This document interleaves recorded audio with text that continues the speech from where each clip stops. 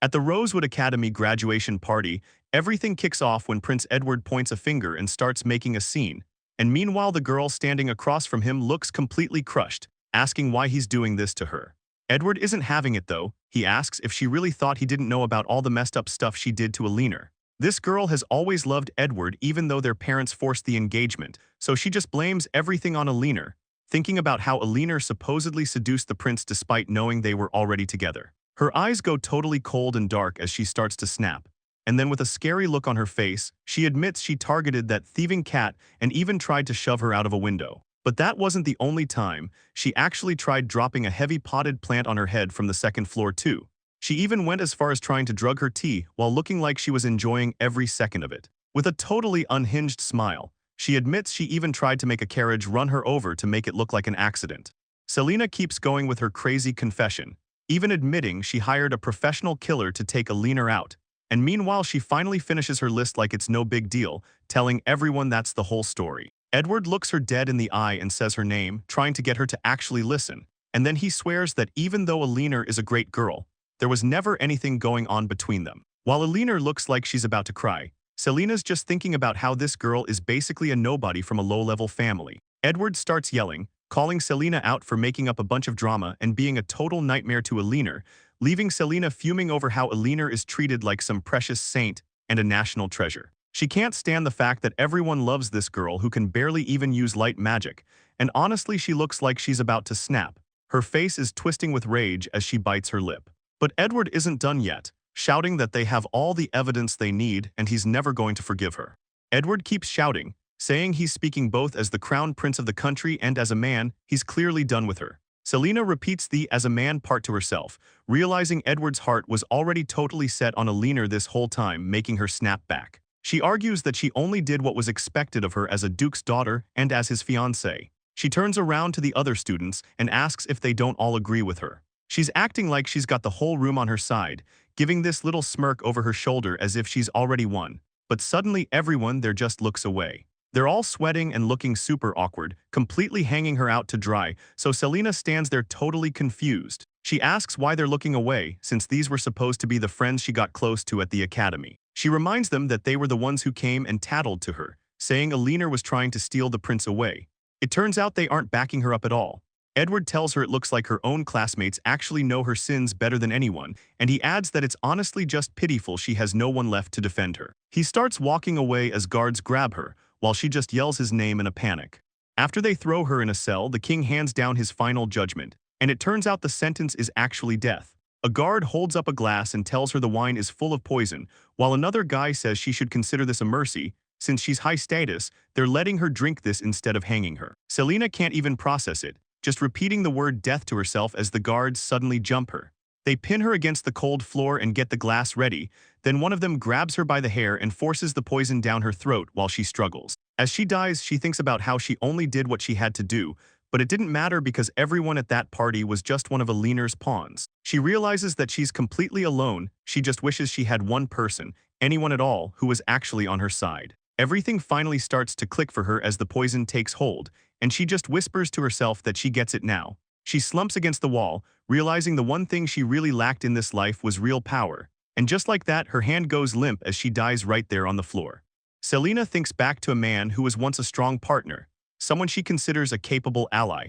And it's a reminder that even though her first life as Selena Rosenberg ended in a complete disaster, things are looking different now.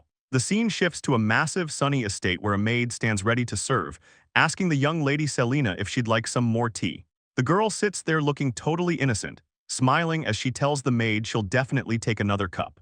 It turns out that by some crazy twist of fate, she's actually been sent back to the very beginning, getting a full redo on her entire life. She remembers waking up right after the poison killed her, only to find herself staring in a mirror as a tiny baby. She was confused back then, but now she's convinced some god felt sorry for her and gave her a second shot. She knows this is her one real chance to change everything, and she's already making plans. She's determined to take out that saintly girl this time around and make sure she's the one who wins. But to actually pull that off, she realizes there's something very specific she needs to get her hands on in this new life. Selena looks back at that graduation party. She was totally alone with not a single person on her side when everything fell apart. Only 2 people even bothered to visit her in prison, One was her father, who just cried because he couldn't save her, and now she knows she needs real allies this time around. She thinks about how Alina has been gone for so long, a reminder of all the ways her plans failed before, so she thinks about that party again. It was supposed to be a big night for her and Edward, but instead of a celebration, it was just a total disaster that made her realize she just didn't have the right people around her. She sits there biting her finger, annoyed that she was surrounded by nothing but fakes, but now she's got a new plan. She's convinced she's basically perfect. The only thing she's missing is some loyal servants to act as her hands and feet for whatever she needs. The problem is she's never been good with people, so she has no idea where to even start looking for someone she can actually trust. But then, an idea hits her.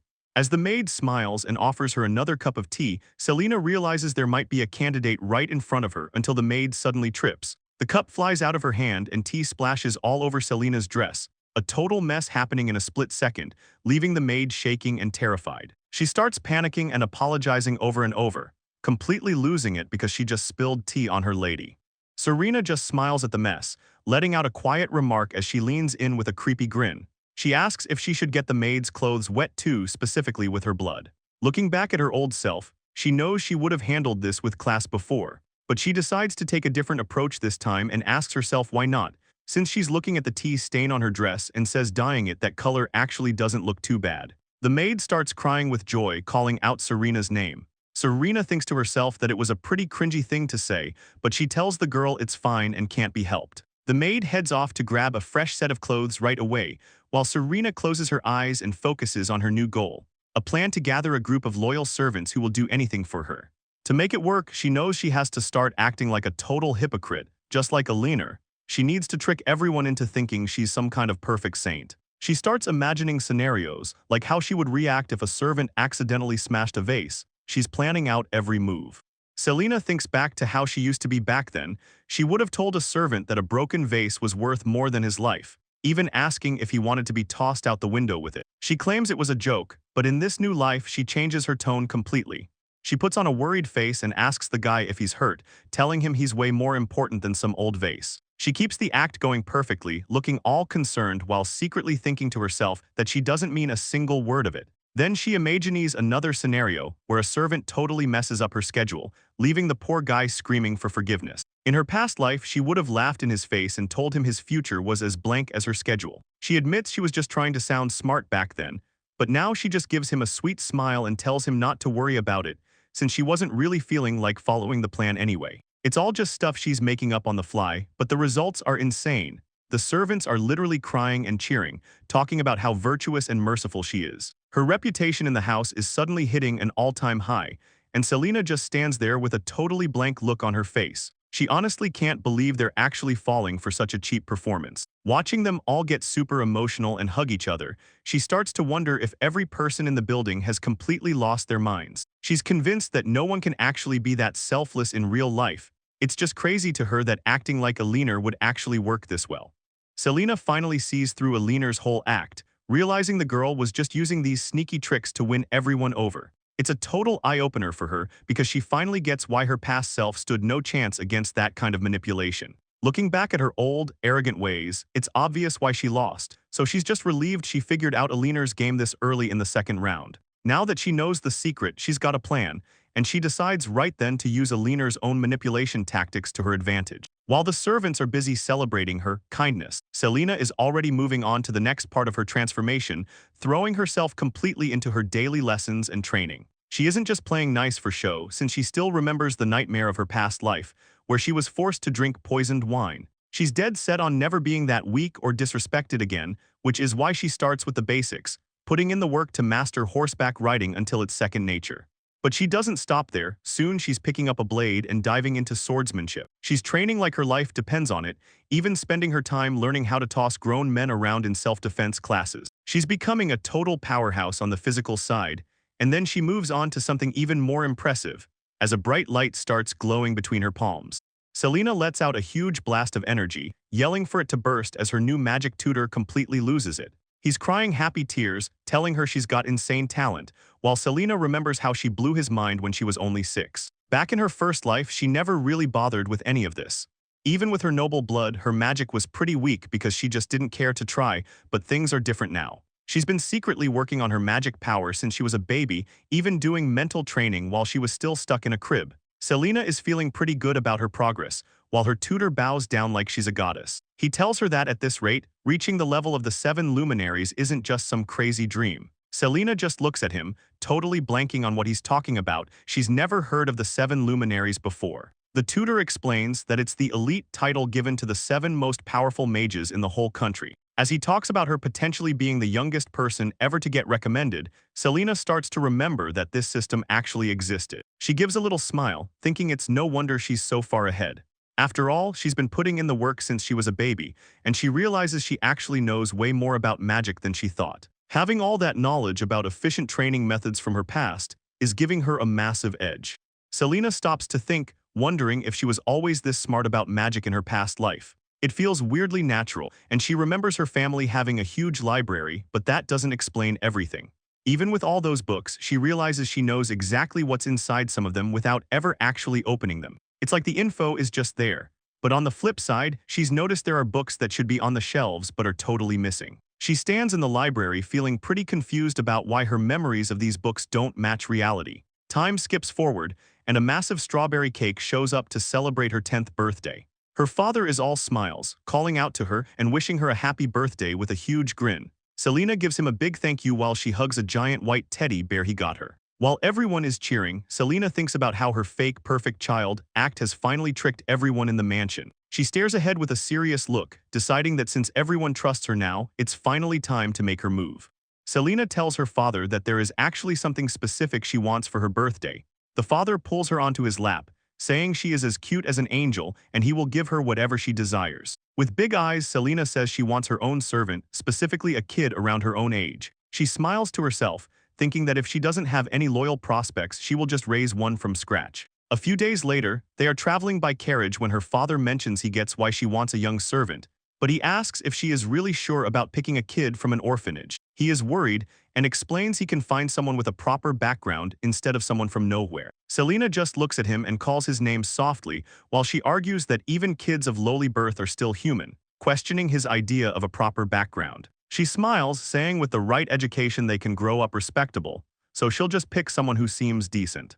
Selena looks out the carriage window, thinking about how she really needs a pawn for her future fight with the Saintess, because once she has to face Elinor, it'll be a disaster if her pawn suddenly starts feeling guilty. After all, Elinor is famous for being so kind that she makes even the worst criminals turn their lives around. To avoid that, Selena figures someone who's spent their life at the bottom of the barrel, someone who's full of hate and envy, would be the ideal pick. She smirks, planning to take people like that and give them the kind of brutal training that'll change them forever, shaping them into weapons that would take down royalty without a second thought, turning them into the perfect tools who would even end their own lives the moment she gave the order. Her current servants are totally oblivious, crying about how merciful she is for wanting to educate orphans. They keep calling her a saint while Selena just thinks about how uselessly happy they are. If these guys were actually capable of pulling off assassinations or dark schemes, she wouldn't have to go through all this trouble to find a new kid.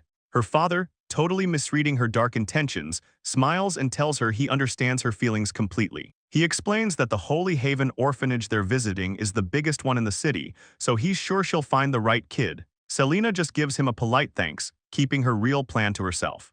Selena gets this dark look on her face. She's thinking about how this place is the biggest one in the city, which means there must be a ton of kids in there. She starts imagining them all starving and desperate, literally fighting each other for a single piece of bread. In her head, the orphanage is basically a war zone where only the meanest kids survive, and that's exactly the kind of place she wants. While they're driving, she spots a huge mansion and asks her dad who lives there. He takes a look and tells her it's the Ravenwood estate.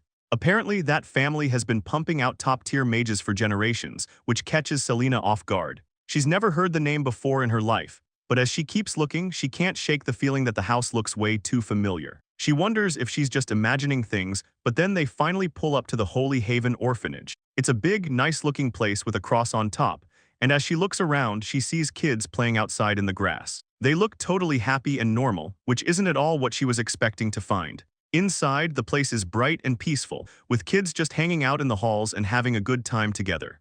The headmistress of the orphanage greets them with a big smile and welcomes Duchess Selena Rosenberg. But Selena is standing there looking completely disappointed because this isn't at all what she had in mind. She's looking around for the brutal fights and starving kids she imagined, while the mistress thanks her for choosing a servant from their home. Selena just plays it cool and says it's no big deal, even though she's just watching this random little girl peacefully picking flowers in the field. Seeing the kid look so happy makes Selena actually wonder if there's something wrong with this place. The little girl hands her a flower and Selena says thanks, but inside she's thinking that orphans should be way more miserable than this. She starts stressing out because she knows she can't take down a leaner if her only help is a bunch of soft, happy kids, so she turns to the mistress and asks if they have any kids who have totally lost it and gone off the rails. The mistress asks what her preferences are, so Selena spells it out. She wants a kid who's violent, cunning, good at lying, or maybe someone who can kill animals without even blinking. The mistress is just standing there completely baffled as she tries to process that insane request, telling Selena to hang on a second while she figures out what to say. Selena is just standing there watching the other kids play, feeling pretty let down because everything is too peaceful. She's really hoping to find someone who's already fallen to the dark side. The headmistress introduces a kid named Richard, and the guy looks like trouble. He's got a bandage on his face and a permanent scowl. The mistress explains that Richard's background is pretty rough, saying his dad is a notorious criminal currently locked up for all kinds of violent crimes. She goes on to say that Richard is their biggest problem child because he's always getting violent with the other kids, and the staff is honestly at their wits' end with him. But Selena is looking at him like she just found a gold mine, thinking that this kid has some seriously impressive talent for what she needs. She's actually hyped that he has a criminal pedigree from his dad, figuring that if she starts training him now, he'll grow up to be the perfect violent brute for her plans. Selena officially announces that she's picking Richard as her first choice, which leaves the mistress completely shocked. She asks if Selena is actually serious about choosing him. Richard isn't having any of it though, yelling at Selena to stop making decisions for him and telling her not to act so big just because she's a noble. Selena's attendant loses his mind over the kid's disrespect, but Selena just looks at him and thinks he's a complete idiot. She tells Richard that as of today, he's her new retainer candidate, and if he's got a problem with that, he can just try and come at her. Selena looks down at the kid with a cold stare, asking him if he's really just riding on nothing but brute strength. She doesn't stop there and tells him he honestly looks like a total idiot, which clearly gets under Richard's skin. The girl just lets out a little laugh, and that's the final straw. Richard loses it and lunges at her with his fist up. Selena doesn't even flinch, just watching him come at her while thinking he's exactly the kind of simpleton she expected. As he leaves the ground, she tells him he's no match for her self-defense training, well, at least for now. She catches him midair like it's nothing, leaving Richard completely shocked as he realizes he's totally trapped. With one clean motion, she slams the kid's face straight into the floor, a brutal hit that ends the fight instantly. Richard is left lying there upside down and totally out of it, while Selena just stands over him looking bored. She starts walking away from the stairs, leaving the kid crumpled on the ground in her wake. Selena glances back at him one last time, asking if he finally gets who's in charge now while Richard just groans.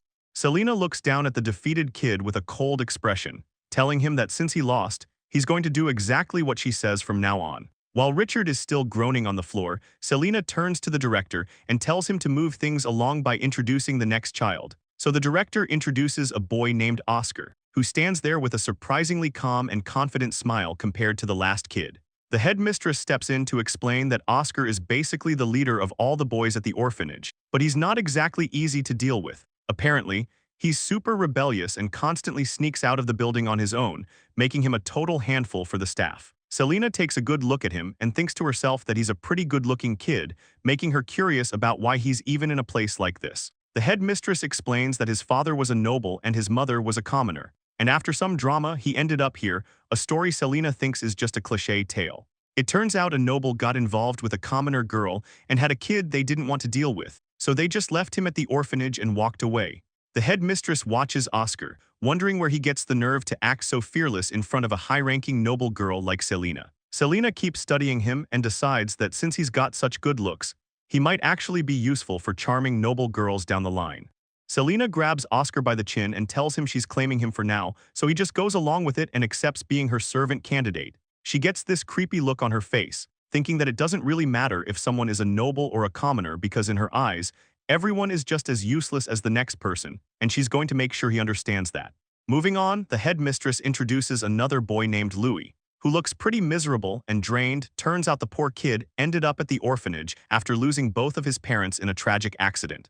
The headmistress explains that he's still in total shock and won't talk to anyone, which makes Selena think the situation is actually perfect, She realizes that kids with that kind of trauma are way easier to manipulate and use for her own goals. So she tells them she's taking Louis too, secretly thinking that if she breaks him in now, he'll be her loyal dog forever. The headmistress is completely baffled by how Selena is acting, since Louis hasn't even done anything wrong to deserve being taken like this. But Selena just brushes it off, saying she isn't looking for a criminal, just someone she can turn into a top-tier servant. Selena tells Louis that everything is totally fine and there is absolutely nothing for him to worry about. She gives him a big smile and says she really needs him, which clearly catches the kid off guard. Louis just looks down and gives a tiny nod, going along with whatever she says. Moving on, the headmistress introduces the next girl, a quiet kid named Isabel. She explains that Isabel's mother passed away from an illness, leaving her all alone, but there's a catch. The headmistress warns that while she's smart, she's secretly selfish and loves to trap people. Selena realizes she's dealing with a total schemer who even tricks adults, and starts to find it interesting. Isabel starts shaking and acting all shy, saying she probably won't be of any use to anyone. Selena watches her and thinks that on the surface, the girl really does look completely pathetic and useless. But she isn't buying it for a second. She knows this entire innocent routine is just one big act. Selena looks at the girl and thinks about how she's lived 18 years in her past life plus 10 in this one, so she can tell exactly what's happening. She realizes Isabel has instinctively sensed she's dangerous and is putting on this act just to avoid being picked as a servant. But the act backfires, because Selena thinks the girl's acting is actually flawless and exactly the kind of talent she needs. Selena leans in and asks Isabel if she really wants to end up dead like her mother, calling it a wonderful dream for her future. That comment hits a nerve, and Isabel's fake shy look disappears as her eyes turn cold and sharp. Instead of being scared, Selena loves the change and tells Isabel that the scary look on her face is perfect for a servant. Moving on, the headmistress introduces a girl named Emma, who is currently hanging upside down from a wall like a total acrobat. The old woman explains that Emma isn't just energetic, she's actually kind of a loose cannon who's always doing dangerous stunts. She admits that while the kid is great at anything physical, she's honestly way more than the orphanage staff can handle. Selena thinks it's hilarious and makes an immediate decision to recruit her as an attendant on the spot. Selena watches Emma land and thinks the girl's got insane athletic skills. She's already picturing how easily the kid could handle dangerous missions in the future. Next, the headmistress brings out a quiet girl named Alice, who just stands there holding a book with a totally blank look on her face. The old woman explains that Alice is obsessed with books, but the staff is having a hard time with her, making Selena wonder if the director is getting a little lazy with these intros. She starts to get the vibe that the nun is just picking out every kid she wants to get off her hands and dumping them on her. The headmistress keeps going, saying the orphanage is short on books, so Alice has a habit of trying to read absolutely anything with words on it, which turns out to include people's private letters and personal diaries. Hearing that, Selena realizes the kid really is a total handful to deal with. But Selena tells her that being so eager to learn isn't actually a bad thing, and then she asks Alice if she has any interest in studying magic. Alice stays quiet for a second, just staring down at her book, before she finally speaks up and says that she definitely does. Selena notices the girl looks pretty anxious and isn't totally sure about her motivation, but she knows she can't just hire physical fighters, she needs variety. She decides it'll be a massive win if the girl actually becomes a mage, so she looks at the headmistress and tells her she's taking Alice too. Looking up at the orphanage roof, Selena decides that she's finally done picking out the kids she needs. She starts walking over to the group, and they all just stand there. She thinks to herself that everything is finally ready, and her plans for this second life are officially set. Standing in front of the 6 kids, she looks them over as they wait. She gives them a big smile and introduces herself as Serena, the Duke's daughter and their new boss. But inside, she's thinking about Alina and how she's coming for her. While she looks at them, she remembers how she was treated before and vows that this time, she's going to take down everyone who ever abandoned her. She looks right at the kids and tells them they're actually lucky to have the chance to serve her. But Richard doesn't look impressed at all, while Emma just stares back with a curious look on her face. Oscar stays completely calm and serious, but poor Louis looks like he's starting to get a bit freaked out by the whole vibe. Isabel keeps her eyes locked on Selena with a pretty intense stare. Meanwhile, Alice just stays in her own world looking down at her book. The 3 boys from the orphanage stand together. Richard looks annoyed, Oscar is calm, and Louis is clearly breaking a sweat. On the other side, Alice holds her book tight while Isabel crosses her arms and Emma just watches with a blank look. Selena gets this creepy look on her face and tells the kids their only job is to die for her. Then she calls them her little trash bugs like it's nothing. Moving on to the huge Rosenberg estate, The kids arrive at the massive mansion where everything is about to change. Standing in front of them, Selena officially introduces herself and lets them know she's their new master now. She tells the group that if they can actually make it through the brutal training ahead, they'll earn the chance to be her personal servants. While she talks, she's secretly thinking about turning them into elite assassins. She's totally focused on using them to finally wreck Alina this time around. She keeps going with her speech, looking right at Richard, who doesn't seem to be buying any of this. She tells them that until they actually prove themselves, they aren't even real people to her, they're just pebbles on the ground. Isabel and Emma just stare back as Selena finishes, by saying they're basically the lowest of the low in the entire world. Serena stares the kids down with this cold, intense look and tells them they aren't even human to her. She lays down the law, saying they only speak when spoken to and that she'll train them harder than any man ever could. The rules get even weirder when she demands they call her sir, and then asks if those worthless bugs actually understand. The kids are clearly terrified. Richard is literally crying while the rest just stand there in total silence. Serena doesn't stop there. She summons a ball of magical fire right in the palm of her hand to show them she's not playing as the flames flare up around her. She asks the group one more time if they really get what she's saying. The kids immediately lose it and yell back, "Yes, sir," as loud as they possibly can. Serena gives a little smirk. She tells them it's a good answer and likes the way things are looking. She tells her butler she won't accept any other title. She's glad she asked him for help since he knows all about training assassins. Looking at his gear, she remembers him perfectly from her past life, even though he just retired because he's getting up there in years. Selena stands before the kids with her magic flaring, knowing that everyone else in the mansion has no idea what she's actually up to. They probably just think she's playing house with some orphans. But the reality is way darker since her butler is right. They're giving her the rundown on how to build a killer. He asks if she's following along, explaining that the real secret to training elite assassins is to basically never give them a break. He tells her she needs to constantly pile on the verbal abuse and keep them in a state of total stress, so Selena takes that advice to heart immediately. She looks the kids over and tells them she's going to be equally strict with everyone, which means there's no room for discrimination in her eyes. It doesn't matter if they started as poor orphans or if they're the kids of powerful nobles. She makes it clear she's going to treat them all the same because she has a pretty twisted worldview. She looks at them with these cold eyes and says the only reason they're all equal is because everyone except her is just completely worthless. The kids look absolutely terrified as she tells them they should consider themselves lucky to even serve her. She plays it off like she didn't want to be this mean to a bunch of 10-year-olds, but the threats just keep coming. She tells them flat out that any useless trash who isn't fit to be her servant is going to be eliminated, even though she claims she doesn't want to go that far. She defines exactly what she means by that too. Elimination is just another word for death, and trying to escape will just make that death way more painful. She's totally fine playing the demon to get what she wants, and looking at their scared faces, she can't even hide her dark side anymore. A huge smirk creeps onto her face as she asks the group if all of that finally managed to sink into their thick skulls.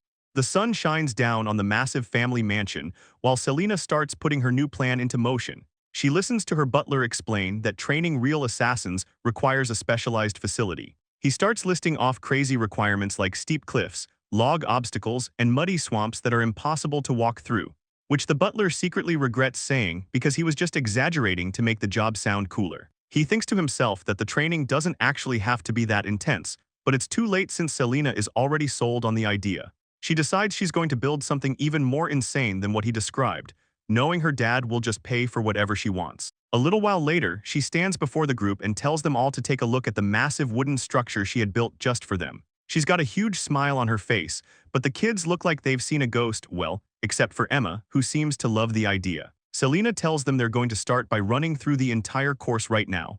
The kids can't believe it, and one of them silently prays she isn't actually serious about this. But before they know it, they're high up on a ladder that looks like it's trying to reach the sky. They're shaking and asking if a fall from this high up would be fatal, and Selena just watches them struggle with a cold look. She tells them flat out that if they fall off and die, it's completely their own fault for being weak. The nightmare continues at the swamp where the kids are struggling to stay afloat. They yell out to her, asking if she really expects them to cross this bottomless pit of mud. One of the girls tries to stay positive, saying they just need to cross the swamp before they sink. But Selena just stares at her and asks if there's even a problem with that. Richard points out that the mountain she built is really just a pile of loose, dangerous rocks. Selena doesn't care at all, telling him she doesn't need any slowpokes who can't even dodge a few falling stones. Richard yells out that they'll literally die if the whole thing collapses on them. Selena just reminds him that she's going to get rid of any deadweight who isn't fit to serve her, So after a few days of this brutal treatment, the kids are all sprawled out on the grass. Looking like they've reached their absolute limit, Selena looks at them and realizes the success rate for her training is way lower than she thought it would be. She watches Emma easily scale the obstacles, noting she's the only one showing any real promise while the rest of the group isn't making any progress at all. She wonders why following the butler's advice led to this, thinking maybe they just lack basic stamina. She decides to stop using the facility for a bit and just make them run starting tomorrow, which leads to the whole group struggling down a dirt path with massive sandbags strapped to their backs. The weight is too much for some of them, and Richard has to look back and ask Lewis if he's okay when the kid suddenly trips and faceplints. Lewis is on the verge of tears, telling Richard he just can't do this with a bag that's so heavy. Richard loses his cool and calls him an idiot, asking him if he's really going to give up right here. Selena looks over her shoulder and tells the boys they should just try staying down if they can't handle it, but Richard warns Louis that the demon will kill him without hesitation. Selena just stands there watching them through her binoculars like it's a show. Richard is absolutely fuming, thinking to himself what a total bitch she is for putting them through this. He can't believe they were dragged to this mansion just to deal with this life-threatening bullshit. He thinks there's no way anyone needs this kind of training just to become a servant, and Louis is a total mess, crying his eyes out while saying that if he stays, he's only going to be a burden to everyone else. Richard looks at the kid while the rest of the group starts pulling away in the distance. He looks down with a pretty annoyed face and tells Louis to just stop his whining already. He suddenly reaches down and hoists the kid up, catching Louis completely off guard. Louis tries to protest and tell him to stop, thinking that no matter how strong Richard might be, this is too much. Richard tells him to just shut up and deal with it. He says that from now on, Louis is basically just his luggage, and luggage doesn't get to talk. Even though he's acting tough, Richard is sweating and looks stressed out, wondering what the hell he's even doing helping the kid like this. Louis looks pretty shaken up, thinking about how he used to hate people as weak as he is while looking up at Richard. He remembers how he was always the one getting picked on back at the orphanage. He admits he thought Richard was just a jerk, but he tells him he's sorry and says thanks. Richard just keeps running with the kid on his back, determined not to fall behind. Suddenly, a few more hands reach out to grab the heavy luggage and help him out. Richard is totally caught off guard when he realizes that Oscar and Emma have moved up to help him. He sees that Isabel and Alice have jumped in too, taking some of the pressure off his shoulders. Isabel looks over and asks Alice if she's actually planning on lending a hand after all. Alice tells her she's one to talk, since Isabel was the one calling Richard a total idiot just a little bit ago. Oscar just gives a little smile and says it looks like they're all joining the ranks of those idiots now, while the whole group keeps pushing forward together, carrying their gear and each other toward the finish line. The maids are standing by watching the whole scene with huge smiles. They're actually touched, saying what a beautiful sight it is to see the kids acting like this. Selena just stands there completely silent while everyone else thinks she's some kind of genius. They really believe she's training these orphans by starting with their hardened hearts, but the look on her face says something totally different. She's staring at them with these blank eyes, wondering what exactly she's even looking at right now. It's stressing her out because the training was supposed to be brutal and exhausting. Instead, everyone is acting all happy and cheerful, which was definitely not the plan. She's internally losing it because the retired butler never mentioned anything about the kids becoming best friends during this. Meanwhile, the magic tutor is chilling in his chair with his pipe. He suddenly remembers that he totally forgot to tell the young lady something important, realizing that being super strict only makes people bond together when they're facing hard times. He figures she actually needs to make them compete against each other instead, but he just gives a little smirk and decides it's fine, blowing it off like it's not his problem. Selena is still panicking, thinking about how bad it looks for a duke's daughter to be raising a group of assassins. She decides she's got to be way harder on them, but then Oscar walks up looking pretty exhausted. He gets her attention and asks if they're honestly supposed to be raising a dog or something. Selena stands before the group and tells them they're right about the timing. It's been a good while since their training started, but she explains that since they're orphans, there is definitely still something missing deep inside their hearts. To fix that, she tells them they're going to fill that void by raising a dog. Oscar and the other boys immediately shout back like soldiers. The girls are just standing there completely drained. Alice thinks the whole thing makes no sense, while Isabel just doesn't even care anymore. Louis shows up carrying a puppy, surrounded by a whole pack of them. Selena tells everyone that Louis found these strays and they need to pick one out. Alice admits she had no idea Louis had a talent for finding animals, and Louis just mentions he used to have a dog. Selena watches them with a smirk because her plan is actually pretty dark. First, she wants every kid to take a puppy, share their meals, and sleep beside them until they're like family. Once that bond is as strong as it can get, they'll be forced to get rid of the animals with their own hands. It's exactly what the retired butler suggested when they talked before. He told her that killing a pet you love is the final test for an assassin. Without doing that, he's sure they'll just hesitate when it's time to take out a real target. Selena smirks to herself, thinking about how the wisdom of those who came before her is actually pretty great. The plan is simple. Once these orphans eventually kill the dogs they've bonded with, they'll finally become the cold-blooded assassins she needs, leaving Selena standing there covered in puppies, acting like they've officially become her little servants while they bark and sniff all over her. Richard calls out to the group while Louis stands there looking nervous, holding a puppy and apologizing to it like he's talking to a superior. Watching the chaos unfold, Selena just sighs and thinks about what a handful these kids are going to be. She even mocks Isabel, asking if she's so pathetic she can't even tame a puppy or if mosquitoes are the only things that like her, making Isabel admit she's just terrible with animals. It reminds Selena of her past life, where dogs would always swarm her without her even having to call them, and she remembers how actual dog lovers would try so hard to get a reaction, but the animals would just ignore them to charge straight at her. Every time they see her, they go wild with bared fangs and glaring eyes, drooling all over the place like they've lost it, so she can only assume they're actually trying to eat her. She jokes that dogs are cruel for making it so obvious who the most charming person in the room is.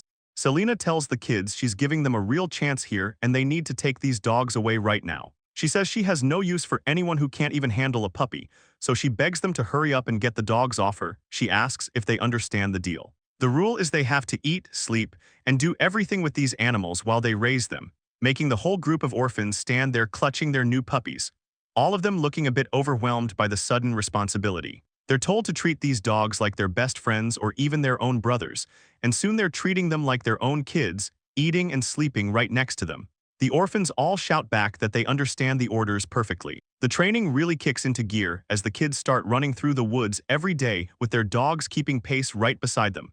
Selena even makes them work on their posture, standing over them with a stick while they balance plates on their heads to learn some discipline. It's not just physical stuff though, since they're also stuck in the classroom for hours, buried under huge stacks of books to sharpen their minds. And just like that, a whole year passes by. A carriage pulls up to a massive mansion, looking like things are about to get serious, when someone suddenly yells out for everyone to get in line and move.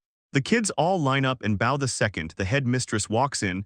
They shout out a synchronized welcome to the director, making the old woman freeze up in total shock. She can't believe what she's seeing as Selena just stands there with a sharp, creepy little smirk on her face. Everything changed fast, with Selena turning the mansion into a training camp where the kids spend every second practicing with wooden swords. She even handles the magic lessons herself, showing them how to conjure flames while they study their books. Training swords and heavy textbooks are the only things the orphans know anymore. But looking back to a little while ago, Selena was putting them through the ringer. She smiled while calling them worthless maggots and told them a letter just showed up from the orphanage. The old director apparently wanted to check in on them, so Selena mentioned the lady was worried they weren't being useful. The kids immediately snapped to attention and barked out a response, but Selena asked if they really wanted to go back to that place. They all screamed no as loud as they could. She just stood there looking pretty happy with how well she'd broken them in.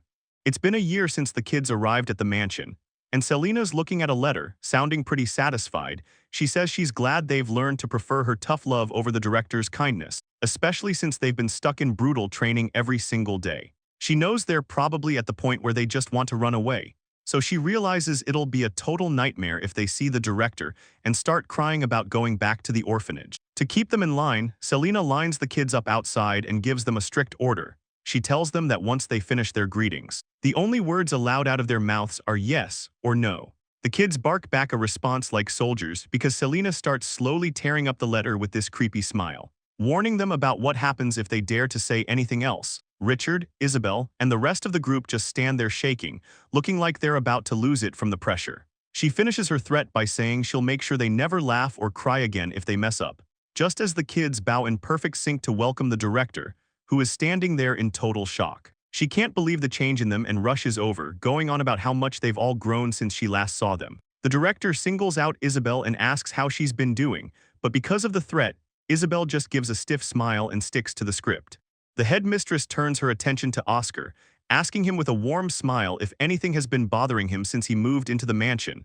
But Oscar just gives a short one-word answer, telling her no while keeping his face totally blank. Looking over at Louis next, the headmistress starts to look a bit worried, telling him he looks like a different person and asking how he lost so much weight so fast. Louis doesn't even try to explain. He just stands there with a nervous smile and stays quiet, following the strict rules. The headmistress is totally oblivious to the fear, thinking it's just wonderful how much they've changed. She says she can't believe the problem children they used to struggle with turned into such polite, well-behaved kids, and she even starts tearing up, looking at the group and asking if they agree with her, because she's just so happy they ended up with Lady Serena. She wipes her eyes, thinking everything is perfect. Meanwhile, Isabel, Emma, and Alice are just standing there like statues.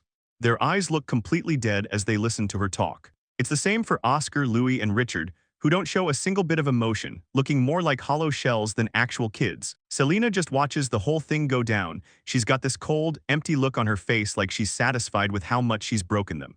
The group of kids all answer back at once, giving a firm yes to the headmistress. They look like the perfect, obedient students she wants to see, but the headmistress is just beaming, telling Selena that kids this well-trained will be in high demand as servants for nobles everywhere. Selena just plays along, telling her she's being too nice, even though the headmistress goes on about how she wants Selena to keep educating them. Selena smiles, but she's secretly thinking she doesn't actually have a use for that many assassins. It's a pretty dark thought, and Richard just stands there in silence as she walks away, looking completely fed up with the act. Later on, the kids are hanging out in a private room with a bunch of dogs. Richard finally breaks the silence, asking the others what they actually think about her, because he's still riled up from earlier, yelling about what the hell was going on during that whole meeting. Louis tries to look at the bright side, asking if it wasn't just Lady Selena being kind by letting them see the director again after all this time. Richard can't even believe what he's hearing. Oscar speaks up next, shutting down the idea of kindness. He says it's a joke to think Selena would ever give them anything besides pain and suffering, and Isabel looks over at Louis, telling him that Oscar is exactly right. She reminds him of the posture training, where they had to stand for 30 minutes with bowls of boiling water on their heads. A single mistake meant starting the whole painful process over from the beginning. Isabel keeps going with her story, mentioning how Selena would just laugh her head off whenever the kids got splashed with boiling water during training. It leads her to wonder what kind of life someone even has to live to turn into a total monster like that. Oscar speaks up next, noting how weird it is since the Duke is actually a good person who always acted kind when they were working. He goes as far as to say Selena must be the result of the Duchess cheating with a devil, especially since the parents don't get along. He realizes they hardly ever see the Duchess at all, and even when she is around, they only ever see her from behind. Richard agrees that she might really be the spawn of a devil, but Louis suddenly cuts in, saying he doesn't think she's that terrible. Richard just gives him this blank look, totally confused by that take. Louis tries to explain, reminding everyone how the puppies were all super attached to Selena when she first gave them the dogs. He figures that if dogs like her that much, she can't be a bad person, but Richard isn't buying it at all, telling Louis that if she isn't a bad person, then bad people don't even exist. Isabel agrees with the group, saying that if anyone out there is actually worse than Lady Selena, she'd love to meet them, because Louis looks completely stressed out by the conversation, just shaking his head and saying there's no way it's true, while someone else flatly shuts down the trash talk right in the middle of the library, which is currently packed with huge stacks of books. Alice pops her head up to say Selena is actually a great person for letting them read so much, going as far as to say she's the best master they could have. Oscar rolls his eyes, sarcastically calling Alice a genius for mastering an ancient language in just 3 days, and Isabel adds that someone who spends all their time buried in a grimoire definitely has a weird perspective. She asks Alice if she's really okay with the hell they went through today just because of some books. Alice doesn't even look up from her reading, just stating that as long as she has something to read, that level of training is nothing, but Isabel can't believe her ears. She reminds Alice about having to search the forest until sunset just to find a gem that was thrown off a cliff, though Alice just looks away and casually mentions that she actually thought the whole thing was pretty fun. Emma jumps in from her spot on the windowsill, sounding excited as she talks about how they got to run through the woods and climb a ton of trees. Isabel looks pretty annoyed and tells Emma to stop comparing humans to monkeys, even though Emma doesn't seem to care at all, just sitting there with a huge grin on her face. Isabel points out that Emma has been having a rough time with her etiquette lessons lately, and Emma totally agrees, shouting from the window that she really hates studying. Looking at the fresh food on the table, Emma explains that back at the orphanage nothing ever changed, but here there's always something going on to keep things fun, not to mention they get full meals every day and sleep in actually nice beds.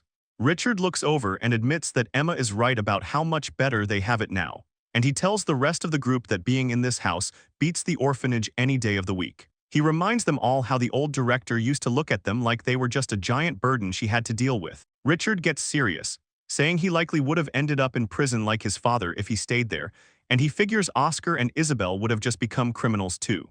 Alice looks down and mentions how insane it is that simple orphans like them are being taught high-class etiquette and real combat skills.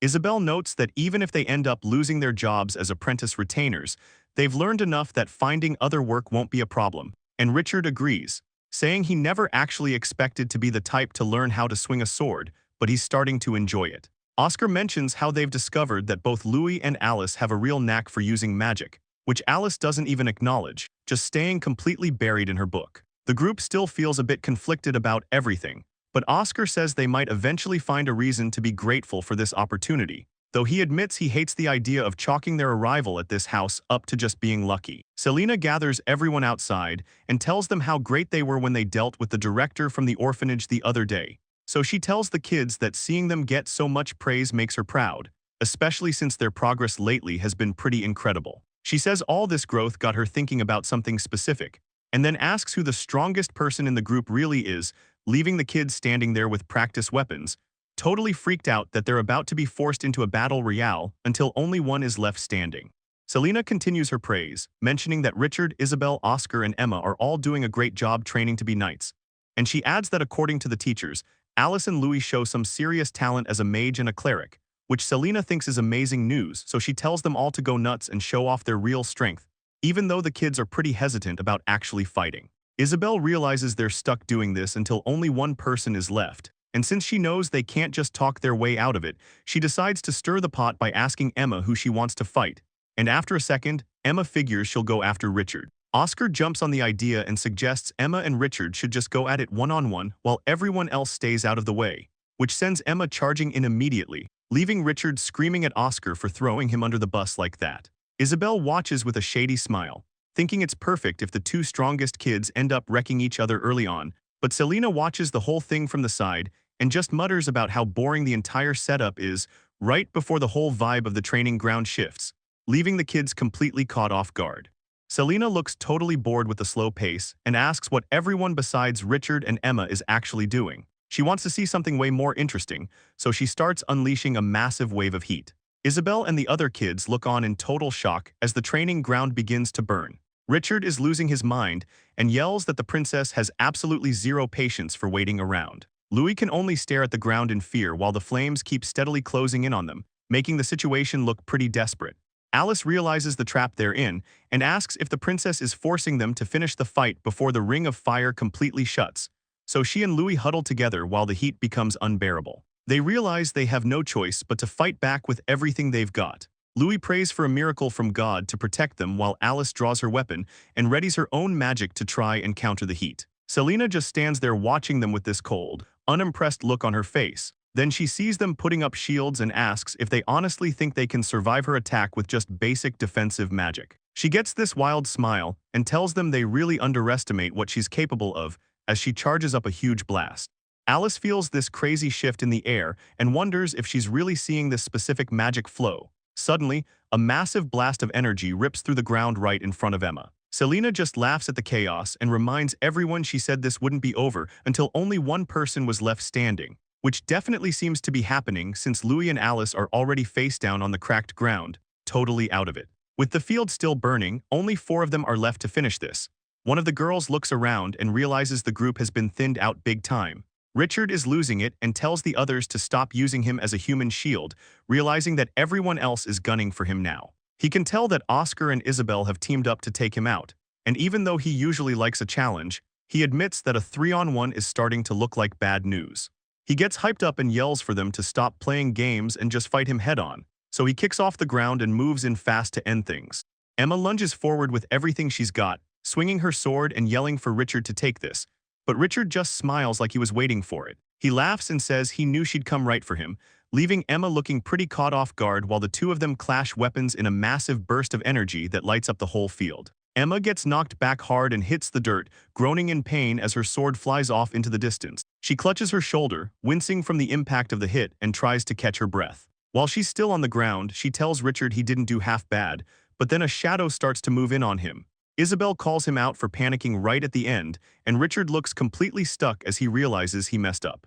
Isabel doesn't waste a second and drops him right then and there, leaving him face down on the ground while Emma just stares, calling Isabel totally ruthless for pulling off a sneak attack like that. Isabel just smirks and says, "Oh my," reminding Emma that she was actually the one who set the whole thing up, making sure the two of them fought first so they'd be easy targets. Selena thinks back to her butler's advice, wondering why her plan isn't working when she followed his instructions perfectly. She figures it might just be a lack of basic stamina, so she decides to scrap the training facility for now and just make the kids start running tomorrow. The next day, the group is out in the woods, struggling to keep a pace while hauling heavy sandbags on their backs. The weight is too much for some, and Lewis ends up face-planting in the dirt.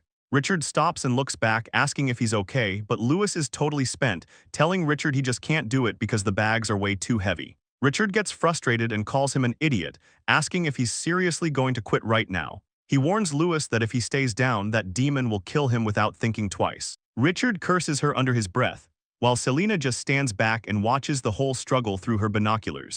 Selena watches from the sidelines as the dust settles, and Oscar finally admits he lost. Isabel stands over him with her wooden sword, telling Oscar he put up a good fight too.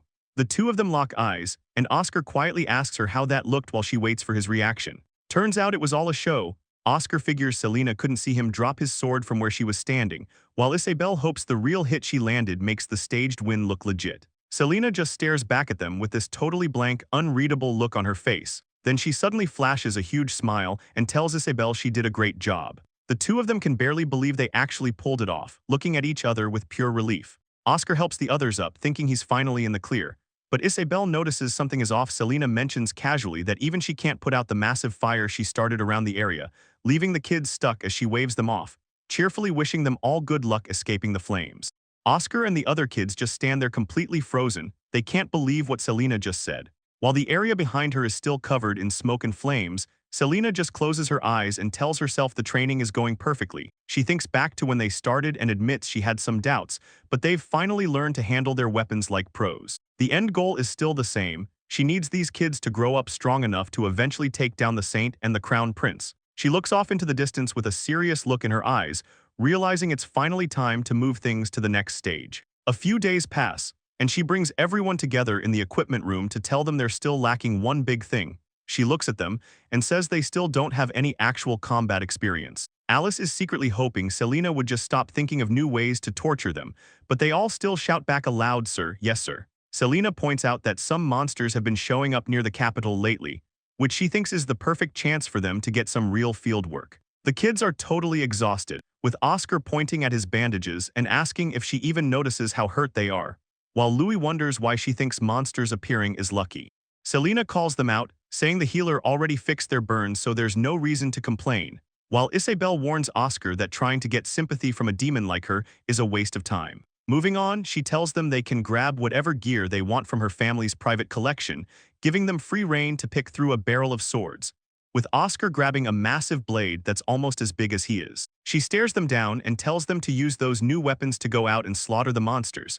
But Oscar just offers a quick apology while Richard repeats the word monsters, like he can't believe what he's hearing, leaving Selena wondering why they're so worried. She explains the creatures near the capital are just black dogs, not super tough individually, but they show up in huge packs. Seeing their faces, she tells them to stop thinking so hard because she's already come up with a great way to motivate them. She smiles and says she has special training ready for whoever kills the fewest monsters, acting like this extra work is a gift so nobody falls behind. Terrified of what that punishment might be, the kids all scream that they'll totally wipe out every last dog they find, and then the scene shifts deep into the woods where the black dogs are waiting for them. Oscar explains that these monsters are the type to hide in the trees and hunt in packs, which makes Alice point out how dangerous it is to fight alone.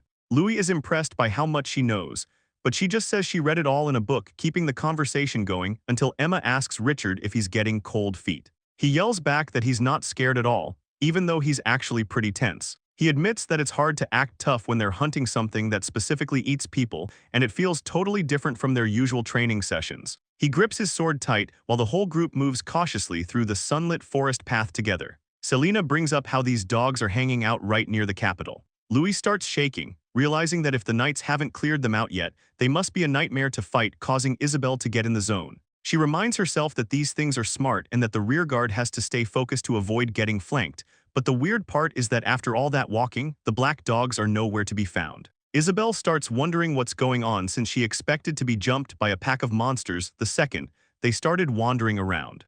Selena goes quiet for a second, putting her hand to her chin like she's really cooking up a plan, and then she tells everyone she just thought of something, but Richard immediately tries to shut it down, telling her to just forget it. She ignores him and explains that maybe the black dog will finally show up if they just walk around holding out some tasty raw meat. The group just stares at her in shock, while the mental image of a raw steak hangs over them like a bad omen, making Emma and Louis look completely drained by how ridiculous the idea sounds. Oscar is busy picturing himself actually holding a slab of bloody, dripping meat in his bare hands, and he looks totally miserable, while everyone else is thinking absolutely not. But Selena is already in full commander mode, shouting out "Sir, yes sir," to herself. Alice tries to stay calm, calling her Sir Selena, and pointing out that getting raw meat on short notice is basically impossible. So she suggests they wait a bit longer, and Selena agrees, but only for 30 minutes before they go back to the meat plan, leaving Richard looking like he's losing his mind. The deadline doesn't even matter though, because right then, someone yells that the black dog is finally here. Everyone is running through the woods, yelling for the monster to just show itself already. They're so grossed out by Selena's meat plan that they'd honestly rather get attacked by a demon than touch raw steak with their bare hands. And just as they're complaining, 4 massive black dogs burst out of the trees, ready to attack. Instead of being scared, Emma and Oscar start cheering that the thing finally showed up, and Richard looks like he's just happy he doesn't have to carry around a slab of meat anymore. But then Alice gets this worried look on her face and tells the group they need to hold on for a second. She points at the pack and yells that there are only 4 dogs out there, which creates a huge problem since there are 6 of them, causing the whole group to go dead silent as the math starts to sink in. Selena gets this scary look on her face and says that whoever kills the fewest dogs is going to get some extra special training from her, which basically sounds like a death sentence. So Emma immediately loses it and charges in, yelling that it's first come first served, while Richard jumps right after her screaming at the bastards to die. Oscar and Isabel team up on another one, with Oscar admitting the dogs are faster than he thought while Isabel tries to keep up with their speed. While everyone else is fighting for their lives to avoid Selena's training, poor Louis just stands there looking totally lost, realizing he might be the one stuck with her. Alice sees something coming and yells for Louis to watch out, but he's just standing there like a statue. He looks up and sees a tiny monster diving right for his head, but before he can even react, a massive black dog lunges out of nowhere, swiping at both of them and sending Alice to the ground. Louis screams her name as Alice groans in pain, while the beast slowly stalks toward them looking like it's ready to finish the job. Oscar hears the commotion and looks back, checking to see if they're actually okay. Louis is clearly shaking, but he steps up and puts himself in front of Alice to try and protect her. Looking around the clearing, it's total chaos. Everyone is split up and fighting for their lives against these things. Isabel starts to lose her cool and asks what they're supposed to do, while Oscar grunts from the effort of holding his ground, and suddenly something moves so fast it's just a blur on the grass, catching both of them completely off guard. Selena realizes exactly where that thing is heading and says that way is trouble, since Alice and Louis are sitting ducks right in its path. Selena doesn't look even a little bit worried. She just stares the thing down and tells it to get lost. With just a wave of her hand, she triggers a massive blast that absolutely levels the area, and just like that, Oscar is standing there with his mouth wide open, completely floored by the sheer amount of power she's putting out. Isabel and Louis are just as stunned, barely able to move as they watch the carnage unfolding right in front of them. Oscar eventually catches his breath and lets out a long sigh, complaining that the fun was just starting before she ruined it. But then another massive black wolf shows up, and Selena steps forward to deal with it herself while the others stay back. She looks more annoyed than scared, telling the beast it messed up by jumping at her and almost getting her clothes dirty. She starts chanting a spell, calling on the explosive flames sitting in the palm of her hand to wake up. Staring the wolf right in the eyes, she tells her magic to go ahead and crush her enemies, and then she demands it show its merciless power, leaving Oscar to just stand there thinking things are about to get really bad.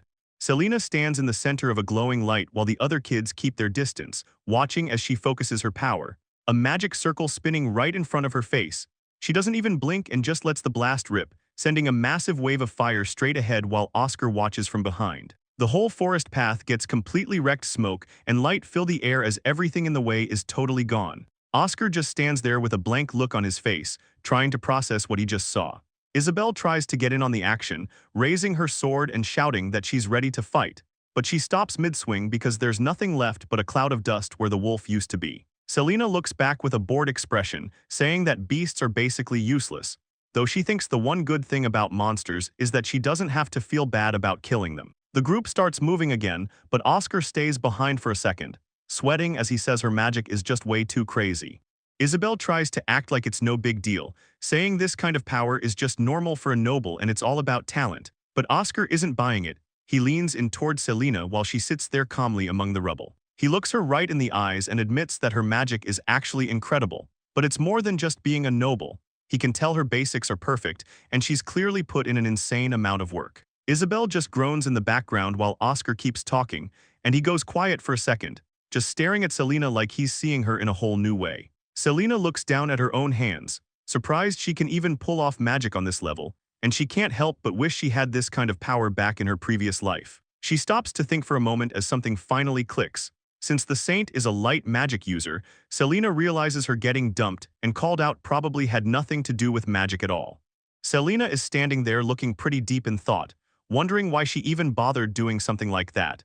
When Louis suddenly speaks up, he's looking super nervous and thanks her for saving everyone back there. Selena just gives him this blank look and repeats the word, save, like the concept doesn't even make sense to her, so she explains that she only trashed those black dogs because they pissed her off. But helping them out was only natural since they're all going to be working under her in the future anyway. Louis can only stare at her like she's a hero. Deep down, Selena's just thinking about how much of a pain it would be to train a whole new group of people from scratch. And Louis nervously asks the instructor what's going to happen with their special training now that the dogs are gone. He's told not to worry about it at all. And then Selena turns around with this absolutely terrifying smile, saying she's definitely going to let everyone participate in the training. She tells them that her having to step in is proof they're all weak. Isabel just stands there sweating, wondering what she's getting into. Selena leans in with a big smile and lets them know what the special training is going to be. It turns out it's just cooking, but seeing that bubbling pot has the kids feeling totally lost. She stands before the group and officially announces that today's lesson is going to be a cooking class. And Richard is so caught off guard he asks if he heard her right, so she just smiles and confirms it. Then she explains that the first step is actually gathering all the ingredients.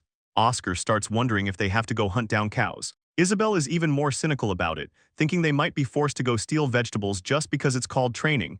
But Selena starts handing out individual slips of paper, telling everyone to check which specific ingredient they've been assigned to find. The kids look down at the notes in their hands and can't believe what they're seeing, so Selena tells them they can bring the dogs along if they think they'll need the help, but they better be back by sunset. She gives the final order for them to get moving, and just like that, the training officially kicks off. Selena watches the kids run off and thinks she's been sensing a lot more motivation from them lately. It seems they finally understand what it really means to be assassins, and she stands there smirking, thinking she better get ready too. Richard's target is Agona's meat, a huge horned monster. Richard walks through the dry fields with his dog and his big training sword, looking at the paper and thinking about the Agonas, but it hits him that an Agonas is a literal monster. He can't help but wonder why that's being used as a cooking ingredient. Then it clicks that the task makes total sense because there's no way that devil woman would ever let them gather normal food. And as he keeps moving, he notices just how much he's actually changed since the training started. He remembers how he used to be back at the orphanage, just a kid who would have found it impossible to fight a monster alone. But now he's standing tall with his sword, feeling like he's actually capable of handling it, so he realizes that surviving all of Selena's crazy demands and training sessions is exactly what gave him this much confidence. Richard realizes that even though Lady Selena's orders are always completely insane, they always have a real purpose behind them, and he's convinced that this current task is specifically for their growth too. Standing out in the fields with his dog, while the massive Agona's monster he's hunting shows up right in front of him. He draws his sword, telling the beast he can't believe it came right to him, which really saves him the trouble of tracking it down. He wears a confident smirk, ready to take it out. Moving on to another student, it turns out Louis's target is a basilisk tail, and he's already out in the tall grass with his dog searching for it, because the basilisk usually hangs out in the grasslands right outside the royal capital. As he walks, Louis thinks about how everyone else's targets were way further away, making his task the only easy one on the list. He figures it must be Selena's way of looking out for him since he's not quite as skilled as the other kids yet, but he's just grateful that she hasn't abandoned someone like him. He looks pretty determined to prove himself, especially since he remembers being totally useless before, and knows the only reason he's actually strong now is all thanks to Lady Selena. Louis thinks back to when he was completely alone after losing his parents, remembering how Selena was the only person who told him she actually needed him. He looks pretty focused now, telling himself that he's going to do whatever it takes to live up to her expectations. Standing out in the field with his dog, he finally comes face to face with the massive monster he's supposed to hunt. And even though he knows he's not a natural fighter like the other kids, he isn't backing down. He realizes that his best bet is using his recovery magic to stay in the game while the beast starts lashing out with its tongue. As the monster swings its claws at him, Louis figures that if he can just turn this into a battle of endurance, he can definitely win this thing. Moving on to the next student, Isabelle's goal is to track down a blood bear and bring back one of its paws. She stops by a nearby village where a local guy warns her that those bears are usually roaming around the base of the mountain, so she needs to watch her back. Isabelle gives him a friendly smile and thanks him, telling him that the information he gave her was a huge help. As she heads off toward the woods with her dog, she thinks about the useful rumors she's heard as she prepares to start her hunt. Isabelle thinks about how her mother's past made her feel pretty guarded around guys. She's always been uncomfortable with men who only care about her looks. But dealing with regular people feels like a breeze now compared to everything she goes through with Serena. As she looks out the window, she realizes she isn't nearly as worried about her future as she was back when she lived at the orphanage. She knows deep down that all this progress is really thanks to Serena. Between the combat training, the studying, and the etiquette lessons, she feels like she has enough skills to find work just about anywhere if she had to. Back in the woods, she's hiding in the brush with her dog, telling herself that she just needs to make it through this hunt. The blood bear is right there. And it's the kind of monster that even a trained knight would have a tough time fighting solo. Isabelle draws her sword, keeping her eyes on the target and reminding herself that she only needs one of its paws to finish the job. A small smile creeps onto her face as she thinks about just cutting the hand off and running, but she's clearly thinking bigger than that. She leaps into the air with total confidence, deciding that after all the brutal training she's survived, she's actually ready to take this beast head-on. Emma's got a clear mission today. She needs to grab a Winkle egg, and just looking at the target has her hyped up. Standing at the base of a massive cliff, someone tells her she looks like she's having a blast, and Serena watches her start the climb, thinking about how this cliff is just as steep as the Rocky Mountain back home at the manor. Emma scans the wall, looking for the nest. She spots it instantly, showing off eyesight that's basically like a wild animal's. She starts scaling the vertical rock with her dog strapped to her back, thinking about how being with Lady Serena is the most fun she's ever had. It's a huge change from her old life, since Serena teaches her all kinds of new games and skills every single day. She loves that nobody gets mad when she runs around or stops her from jumping all over the place. It's all the stuff she was never allowed to do back when she lived at the orphanage. She finally makes it to the ledge and spots the nest, cheering because she actually found what she was looking for. But just as she's about to celebrate, a loud noise comes out of nowhere and catches her off guard. The giant bird monster lashes out, sending Emma and her dog flying backward through the air. But someone cheers her on, and Emma just grins like a maniac, saying that following Serena's orders gives her the biggest rush. Moving on to the lake, the next goal is for Oscar to hunt down some killer fish meat using a boat with a straw decoy, because Oscar is currently staked out behind a tree with a cat, keeping a close eye on the water for any sign of the fish. He knows the monster hides under the surface and waits to ambush anyone passing by in a small boat, and he can't help but think that Serena using a literal monster as a food ingredient is totally wild, even for her. Still, he has to admit that they're all getting incredibly strong really fast because of these impossible training sessions. He keeps his focus sharp, ready for the monster to show itself at any second. In his eyes, Lady Serena is basically perfect. She's a master of swords and magic, a genius student, and has the best manners around, but he knows the truth. While she seems perfect to the rest of the world, her actual personality is a whole different story when she's just with them. Oscar realizes that because Serena is so perfect, she probably expects the same from her future retainers. Just then, something moves by the boat, and Oscar spots his target from behind the trees. He sees the monster finally showed up and admits his archery skills aren't exactly perfect yet.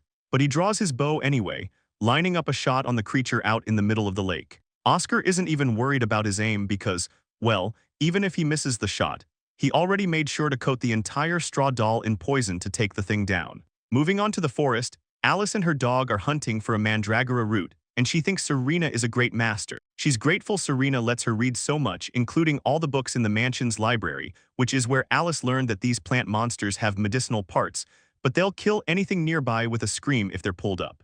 She keeps her eyes peeled, remembering the book said these things can actually walk around on their roots. Alice spots a cluster of leaves in the dirt and notes that these things usually try to hide by pretending to be normal plants. But she's already found it and says this is the perfect time to use her best magic. She pulls out her gear, looking focused as she gets ready to cast because she needs to keep things quiet. With her dog watching, Alice raises her staff and calls out her silence magic, Quietude, which completely kills all the noise around her. She thinks about how this magic is actually super useful for sneaking into people's rooms to borrow their books without getting caught. And then she leans down and ties a ribbon around the base of the plant to keep it from getting away. Once it's secure, Alice sits back and casually says it's nice to meet the little guy. But that's when the mandragora suddenly pops its head out of the ground with a shocked expression, while Alice and her dog just stare it down. Alice doesn't waste any time and yells as she swings her staff, knocking the monster out before it can do anything. Later on back at the mansion, Serena gathers everyone around a massive cauldron to check out what they brought back from the woods. And after seeing the crate filled with mandragora roots and other loot, Serena tells the group they all did a wonderful job. Selena looks pretty happy with how the day went and mentions that since this was their first time training on their own, she's really glad everyone actually finished the task. The kids look pleased with themselves as she tells them that they must be exhausted and should go get some rest. Isabel and Louis look a bit surprised by this, and Isabel speaks up to ask if they weren't supposed to use the ingredients they gathered to cook a meal together. Oscar wonders if the Duke's professional kitchen staff is going to take over the cooking duties, so Selena tells them not to worry about it because she's just going to handle the cooking herself. The kids are completely stunned by the idea of a high-ranking noble lady doing manual labor in the kitchen. While Richard mentions he never knew she had any kitchen experience, Selena just shrugs it off and says she has zero experience, but she's going to make it work because she's a genius. She starts stuffing a giant monster root into a pot, making Richard think she's more of a natural disaster, and Louis desperately suggests she should probably get some professional help from a chef before she ruins the whole meal. Isabel watches in total horror as Selena stirs a massive, pointy monster horn into a cooking pot.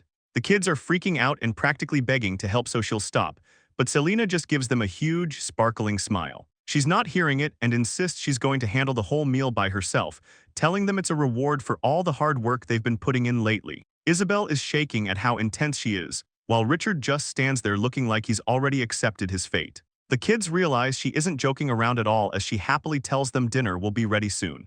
Richard and Isabel are confused because she doesn't even have her usual mean smirk. She's being genuinely nice, which makes the whole thing way scarier. She serves up the food a bowl of bubbling, pitch-black sludge. With a proud look on her face, Selena presents the dark mess and tells everyone it's time to dig in. She starts hyping up the dish, explaining that it's a special recipe designed to boost both their physical strength and their magic power. And Alice looks at the bowl, admitting that since the ingredients came from high-level monsters, it probably will make them stronger, though she's pretty sure eating it will take years off her life. Oscar is actually tearing up while holding the black goo, feeling conflicted because Selena made it specifically for them. The other kids are panicking in the background, trying to figure out how to tell her they really don't want to eat it. Just as everyone is about to lose hope, Richard steps up with a spoon and a look of pure determination. He tells everyone he'll be the one to take the first bite, even if it's just one. Richard finally stops stalling and takes a big spoonful of the black monster sludge. It hits him instantly, and he drops to his knees gagging while Selena leans over, asking if it tastes good. He can barely breathe but manages to choke out that it's definitely a taste that will knock someone off their feet, so Selena tells the other kids it looks delicious, making Richard yell from the dirt that he never actually said it was good. She doesn't care though and tells everyone there's plenty more to go around, so they better not be shy. Richard and Isabel have no choice but to start shoveling the stuff down, looking like they're in physical pain, and it's not long before Richard is face down on the grass with his soul literally leaving his body while Alice just watches. The whole group sits around the table in total silence, staring at their bowls in despair while Selena chats away like everything is fine. She keeps laughing and acting like they're having the best time, but the kids look like they've aged 20 years in one meal, leaving Selena glowing with pride over her cooking while the kids just sit there like empty shells. Selena is having the time of her life, laughing like she doesn't have a single care in the world, but the story jumps forward 3 years, showing a massive, fancy estate where things have clearly changed. While Serena is in a room at the estate, a woman calls her name and drops some huge news the king himself wants an audience with her. Serena can't even hide her surprise, repeating the king's name like she can't believe he'd actually want to see her, so she bows and says she understands, while the woman explains that her project of training orphans has become the talk of the castle. The woman goes on to say that the king's interest doesn't stop with the kids, because he's also curious about the dog they've been raising, and he's specifically ordered that the animal be brought along to the palace. As Serena walks down the hall, she thinks to herself that this whole situation has turned into a real headache, mostly because she knows for a fact that this meeting never happened in her past life, making her wonder if her moves are shifting the timeline. She stands before the palace doors, reminding herself that no one can ever find out the orphans are just part of her plan to take down the saint and the royals. Selena steps up to the door, wondering to herself if her group is actually going to be able to pull this next part off. She swings the door open and walks into the room, casually asking if everyone is already there. The orphans are all lined up and ready, shouting back a loud "Sir, yes sir," to show they're on their best behavior, so Selena gives them a big smile and drops the news. She's taking them for an official audience with the king, and they need to get ready right now. Looking at the massive estate, she reflects on how it's already been 4 years since these kids first arrived at the mansion. She stands before the group, praising them for how they've pushed through being orphans and stayed totally devoted to their training this whole time, explaining that the king himself has heard the rumors about them and specifically asked to meet the whole crew. She mentions the king wants to see the dogs too, but her expression turns cold as she remembers the dark reason she had them raise those animals. The goal was to turn them into cold-blooded assassins by making them kill the very pets they'd spent years bonding with. She looks at the dogs and notes that the kids have built a deep bond of trust with them, which is exactly what she intended for her plan. Selena looks at the group of dogs and thinks that if she was going to get rid of them, now would be the best time. But since the king specifically asked to see the animals too, she realizes she's stuck letting them live a bit longer. Looking over at the 6 orphans standing there, she notices every single one of them is staring right at her. She focuses on those 12 eyes, seeing Oscar, Richard, and Louis all looking back with big smiles, and then Emma, Isabel, and Alice, who all look like they trust her completely with such pure expressions. Something about the way they're looking at her feels strange, like she's seen that exact look somewhere before. She looks down and decides there's nothing she can do about it for now, so she stands before the group, thinking about how her original plan was to reward whoever killed the dogs with a high-ranking job. But since getting rid of the pets is too complicated now, she figures there's no reason to keep them as candidates anyway. Besides, she knows that if the king takes an interest in the kids, it could end up wrecking her entire plan for revenge. Selena decides right then that she's going to make these kids her formal servants while the timing is right, and tells them that before they go in to see the king, there is something really important she needs to say. She looks them in the eye and says from this day on, they aren't trash anymore, they're officially her servants, telling them that from this moment until they die, no matter where they end up in the world, they're now bound together like brothers. She makes it clear that everyone standing there is part of that brotherhood, admitting they'll hit some rough patches together. And even though some might not make it, they have to remember one thing. She goes full dramatic, telling them her servants live and die for her sake because while they might go, she is eternal. She adds that because they're hers, they're eternal too, though she's secretly starting to realize she has no idea what she's talking about anymore. She tries to recall the butler's advice about how this specific closing speech is supposed to work like a charm, leaving Selena standing there feeling pretty awkward, just hoping the kids are actually buying the speech she just gave. The kids are all standing there completely stunned as they look at Selena. They can't believe she's actually crying during her speech, and Selena is just standing there with a totally blank face, secretly wondering if this whole dramatic moment is for real. Richard is taking it harder than anyone else, just staring ahead with a single tear starting to roll down his cheek because he starts thinking back to his past, realizing he doesn't have any good memories of his parents, or maybe he just forced himself to forget. He remembers his dad being a total monster who beat his mom all the time while he just sat there watching everything fall apart. And even after the old man was finally hauled off to prison, things didn't get any better for him. His mom ended up taking all her anger out on him, screaming that just looking at his face reminded her of his deadbeat father. Right after that, she dragged him to the orphanage and left him there, but if anyone asked Richard if that was a bad thing, he'd tell them they were wrong. He actually thinks he got lucky. For the first time in his life, he had actual meals and didn't have to hear screaming in the middle of the night, making it the most comfortable place he'd ever known. Richard realizes that even though the orphanage was comfortable, there was still one major problem. It wasn't the place that was the issue, it was Richard himself. He spends his time bullying the other kids, and he lives by the rule that his fist should always do the talking before he even says a word. To him, violence is just the simplest way to communicate with people because it lets him win without needing to talk. But he knows deep down that this was the only lesson his old man ever actually bothered to teach him. Even though the headmistress and the staff constantly give him a hard time for his behavior, he still thinks that life at the orphanage is way better than being at home. Those days weren't half bad, at least. That was how he felt until a certain girl suddenly showed up and changed everything. Selena appeared out of nowhere one day, looking like a typical noblewoman coming to pick out people for her staff, and the second she laid eyes on Richard, she pointed him out and told everyone she'd take him as her first choice. Richard stares at Selena and can just tell she's bad news. His gut is screaming at him that she's dangerous. But he knows that no person in their right mind would ever choose a guy like him, So he looks at the group and realizes that everyone Selena picked was a total problem child from the orphanage. He has no clue what a duke's daughter like her is thinking, and at the time, he just couldn't wrap his head around it. He wonders if she thinks that keeping a dog is just some kind of good deed that helps someone get into heaven after they die. He doubts that would ever actually happen.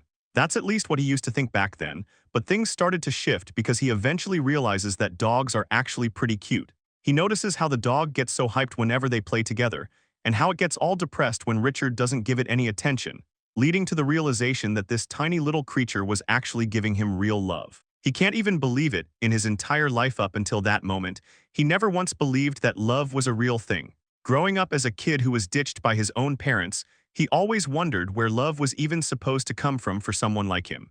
Richard realizes that for him, actually for all of them, love was just something made up that didn't exist in the real world, and that's exactly what Serena told them. She said that because they're orphans, there's a piece of their hearts that's just gone. He knows she was right on the money. There was definitely something missing inside all of them, so he spent his whole life starving for a kind of love he never had. Since his own parents ditched him, he could never bring himself to trust that anyone else would actually care about him. But he thinks Serena saw right through that from the very start, and then she finally said it. She told them that they were her servants, and even though Richard didn't totally get what she was talking about at the time, he just started crying. He wasn't the only one either. Everyone was a mess because for the first time ever, they felt like they actually mattered to someone and it meant everything to them. Their own parents didn't even want them, but here was Serena choosing them anyway. Serena reminds everyone that she's taking them all to meet the king.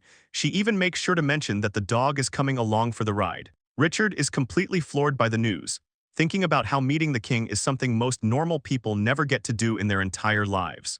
It finally clicks for him that Serena has been training them all this time specifically for a day like today, and he's stunned that this is their very first job. As the group kneels before her, Richard makes a silent promise to himself that he's going to serve Serena as his master for the rest of his life. He's got tears in his eyes, but he's smiling, knowing that was the exact moment he made that oath in his heart. Serena officially makes the orphans her attendants right before they head in for the audience with the king, but she tells them they aren't just candidates anymore, so they don't need to keep calling her sir. Except the kids don't listen and just shout back sir, yes sir, at the top of their lungs, leaving Serena totally speechless. She isn't sure if they just don't understand her or if they're just stuck in their old habits, but she figures they'll eventually get used to the change. However, things aren't going to be quite that simple. Serena looks up at the massive castle spires and hopes the kids don't keep acting like soldiers once they're inside. But before she knows it, the group is kneeling before the thrones as the king tells them to look up. The king smiles down at them from his seat, admitting that he's actually pretty impressed with how polished they look, mentioning that Serena is beautiful and her attendants don't even look like orphans. Even the dogs are perfect. Serena thanks him, but her mind is elsewhere as she stares at the man who ordered her death in her past life. She realizes he seems way nicer now than she remembered, while he keeps going on about how well-trained her pets are. Looking back at the kids, Serena is honestly shocked by how much confidence they're radiating in front of royalty, especially since she remembers being a complete nervous wreck the first time she ever stepped foot in this place. The orphans look like they've seen the worst parts of hell and come back with no fear, making her wonder how they got so brave. The king calls her out by name, telling her that bringing this crew along was a brilliant move. The king looks over at Serena's dad and asks what he thinks about the idea, while Serena stands there completely frozen as the king suggests officially engaging her to Prince Edward. Her dad starts sweating and says the proposal is moving way too fast, but Serena is more worried about the timing since this happened much later in her past life. Her dad mentions it's a nice offer but asks how Edward feels, and the prince immediately says he has no complaints. Edward flashes a bright smile and says he's actually happy to be engaged to such a lady. Serena stares at him and realizes his face looks nothing like the cold expression he had when he called off their engagement before. She used to dream of him smiling at her like this, but as she keeps looking at him, she starts to feel a little bit different about the guy. She watches him sitting on his throne and thinks that if she's being real, he isn't even that handsome. Serena realizes that after living her life over again, she doesn't really feel the same spark for Edward as before, and even thinks Richard or Oscar would be way better because she wants a guy who's sharp, not just someone who obeys. Her dad is completely stunned by her sudden change in attitude, but Serena puts on a smile since this engagement is basically a done deal. She tells the king his offer is gracious and that she'd be delighted to accept, but inside she's thinking back to how things went the first time. Back then, she thought she'd have it all by standing next to the future king, and she starts blaming everything on Alina, wishing that girl just didn't exist. Now that the engagement is official again, she starts planning how to wreck Aliner's life at the upcoming graduation party so things don't end in disaster. The queen claps her hands together, looking thrilled as she tells Serena that since they're officially engaged now, she should start bringing those dogs along, and Edward jumps right in, saying he'd love to play with them in the courtyard because he really wants to spend some quality time with the animals. Serena stands there completely thrown off, noticing a look of genuine passion in Edward's eyes that she has never seen before in either of her lives. But then the king smiles and lets her in on a little secret, explaining that the truth is the entire royal family actually loves dogs. He admits he kept it quiet to avoid the public sending them random pets from everywhere, leaving Serena staring back with a totally blank, deadpan face, as she thinks back to her first life, remembering how she made it very clear to Edward that she absolutely hated dogs. It turns out this is the first time she's ever heard he was a fan, making her wonder if he spent the last timeline hiding his hobbies just to please her. Then she remembers that Aliner was always feeding stray dogs, and a crazy realization hits her. She starts to wonder if her first engagement actually ended because of a dog, but despite the weirdness, the deal is done. Just like that, her engagement to Edward is officially back on. Oscar speaks up and addresses Serena, suggesting that since her fiancé loves dogs so much, she should probably start hanging out with them every single day. He just stands there waiting for an answer while Serena sits at her desk, looking like she's already over it. Serena forces a smile and asks Louis what he's even trying to get at, but inside she's wondering why this guy is suddenly talking so much trash. She asks herself if being forced to play with dogs daily is some new form of torture, though Oscar just smiles and agrees with her. Moving on, Oscar bows slightly and makes a formal suggestion, proposing they set aside at least an hour every day just to play with the dogs, which leaves Serena looking totally speechless. Serena starts panicking, thinking Oscar is finally getting revenge for all the times she wrecked him in training. But when he asks if an hour is too short, she quickly tells him it's a great idea, realizing that because he tied the whole thing to her royal engagement, she's pretty much stuck and can't say no. She takes a sip of her tea and tells him that as her servant, he's earned some praise, even though she's secretly thinking about how devious he's being, so Oscar just blushes and thanks her, while secretly thinking about how terrifying it is that a girl who looks so innocent is trying to rebel like this. Oscar is all smiles as he waves and says he's going to go grab the dog right this second. Serena completely loses it, yelling for him to wait and asking if he's actually serious about starting this today, but the moment brings back a dark memory for Louis of the last time he ever saw his parents alive. He remembers the horror of seeing his father pinned down under their carriage after it flipped over, and his mother was right there inside the wreckage with him, having stopped moving while she was still holding him tight. Back when they were little kids, Louis once stood there holding a puppy while Serena just watched him with a skeptical look. After that accident took his parents, he had zero relatives left to take him in, so he was sent off to the orphanage, where he'd often think about the dog they used to have at home, wondering what even happened to it after the crash. Eventually, the other kids at the home started to resent him for being depressed for so long, and Richard told him to just get over it since everyone there was an orphan. Even the adults who tried to support him at first ended up leaving him alone, which caused Louis to pull further away from everyone, realizing the staff was way too busy dealing with all the other loud, troubled kids to care about one who just stayed quiet. That was the exact moment when Lady Serena finally showed up looking to pick a servant from the orphanage. But instead of the good kids, she chose the troublemakers and told Louis he didn't have to worry about a thing because she was the one who actually needed him. Hearing her say she needed him was a total shock for the kid, since nobody had said anything like that to him the entire time he'd been living at the orphanage. The truth was, basically none of the other kids there had ever heard those kinds of words either, but Louis knew right then that those were the exact words he'd been wanting to hear the most. None of them really knew if it was okay to even be alive or what they were supposed to be doing, mostly because they didn't have parents around to teach them why they existed in the first place. But Serena found them when they needed a reason to live more than anyone, and she actually gave them one. The reason Serena gave them for living came in the form of some really harsh trials, putting them through training that pushed their physical strength and their spirits to the absolute limit. Louis feels like it was Richard and the other kids who really saved them during those times, which is crazy because back at the orphanage they weren't friends at all.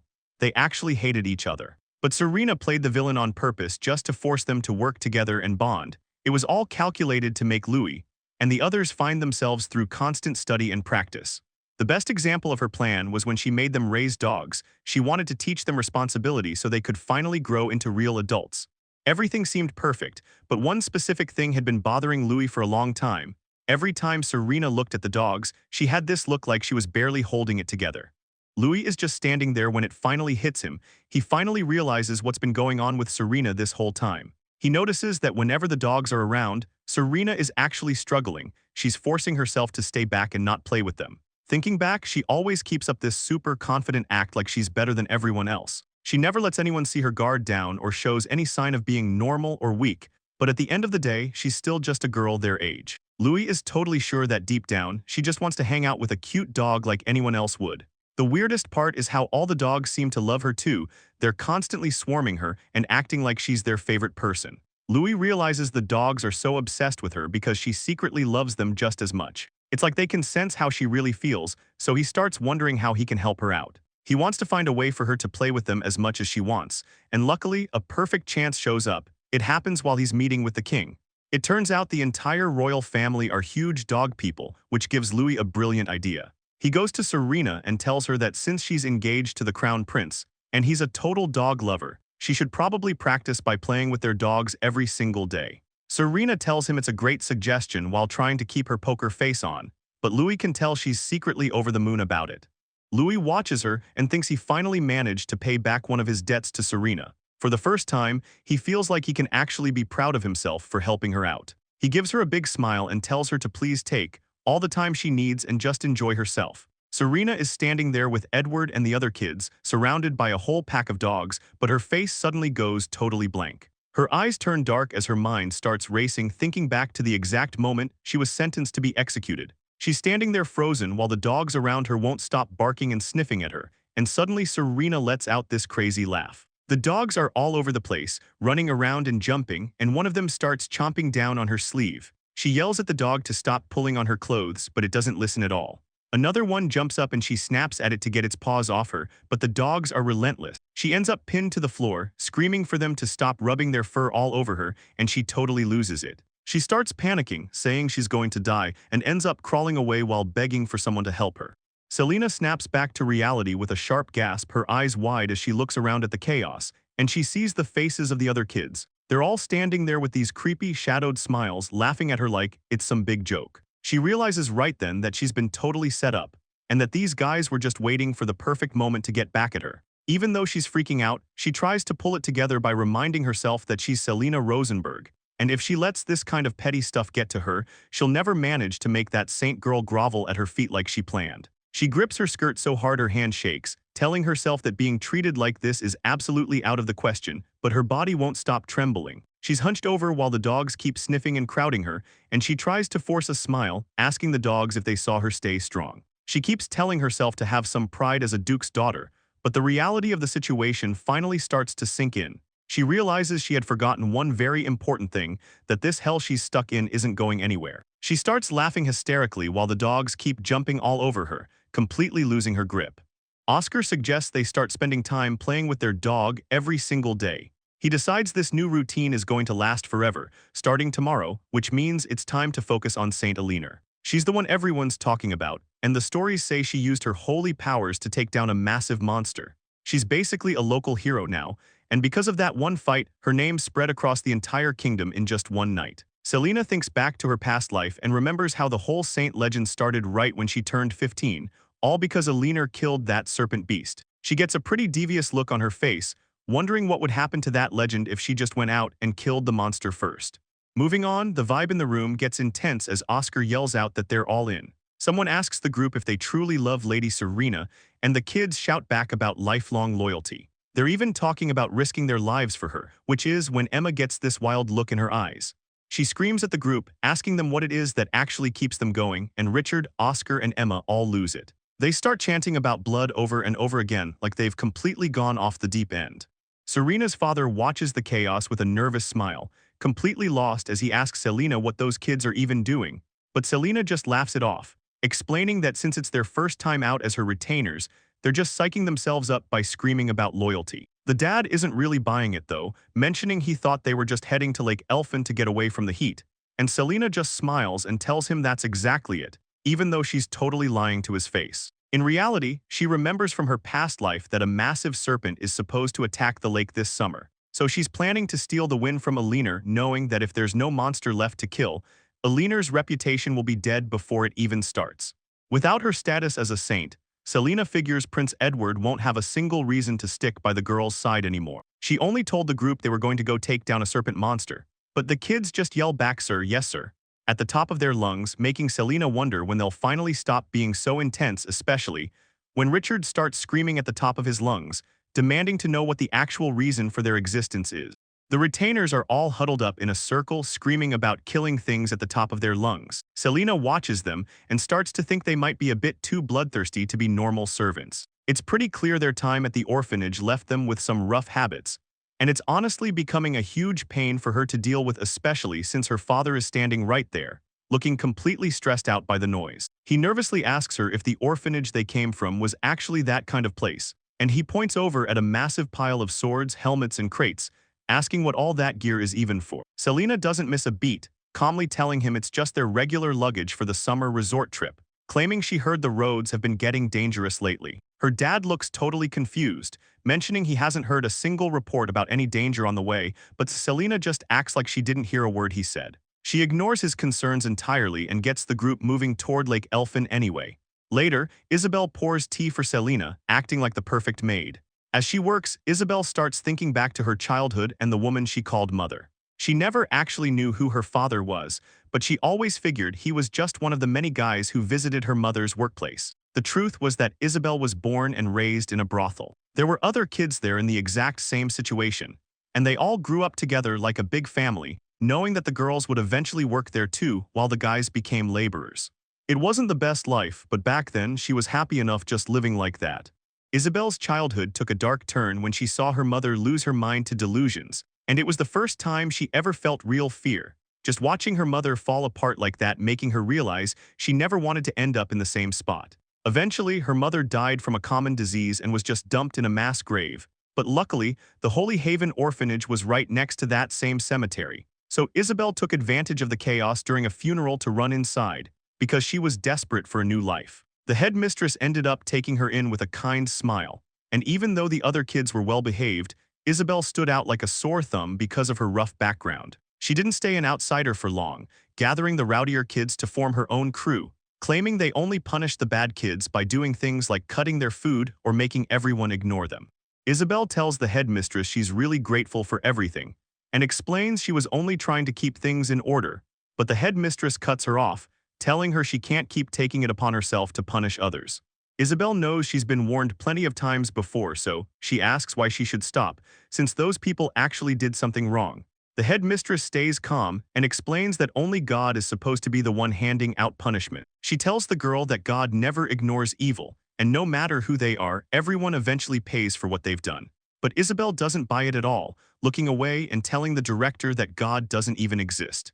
She gets emotional, arguing that if there really was a God, there wouldn't be any orphans in the world. And as the headmistress watches her in shock, Isabel says she can't live her life based on a lie like that. Thinking back to her past, she realizes that relying on things like faith just leads to trouble, and she can't keep going on like this. Crying to herself, she decides that in the end, if she wants to actually get anything done, she has to find a way to get strong on her own. Isabel remembers the moment a real devil showed up in her life, a creepy girl who smiled while asking if Isabel wanted to end up just like her mother. The woman laughed at her, mockingly calling Isabel's hopes for the future a wonderful dream, which only served to make Isabel realize that this person saw right through her, knowing exactly how to use the darkness hidden in her heart to set her on a path she couldn't turn back from, as that was the exact moment her fate was sealed. She moved into the Duke's house, but what she found there was a total nightmare that was way worse than anything she had ever imagined. Though since she and the others were already outcasts at the orphanage, they were tough enough to survive the treatment. She even admits that Selena might have been right about them. Things took a weird turn when they were all given puppies to take care of, and Isabel complained about having to look after a pet when her training was already so hard. But she stayed worried about what would happen to the dog if it didn't listen. She did her best to feed it and take it for walks, but no matter what she tried, the puppy just wouldn't get close to her, leaving her feeling like the dog was purposely staying away from her for some reason.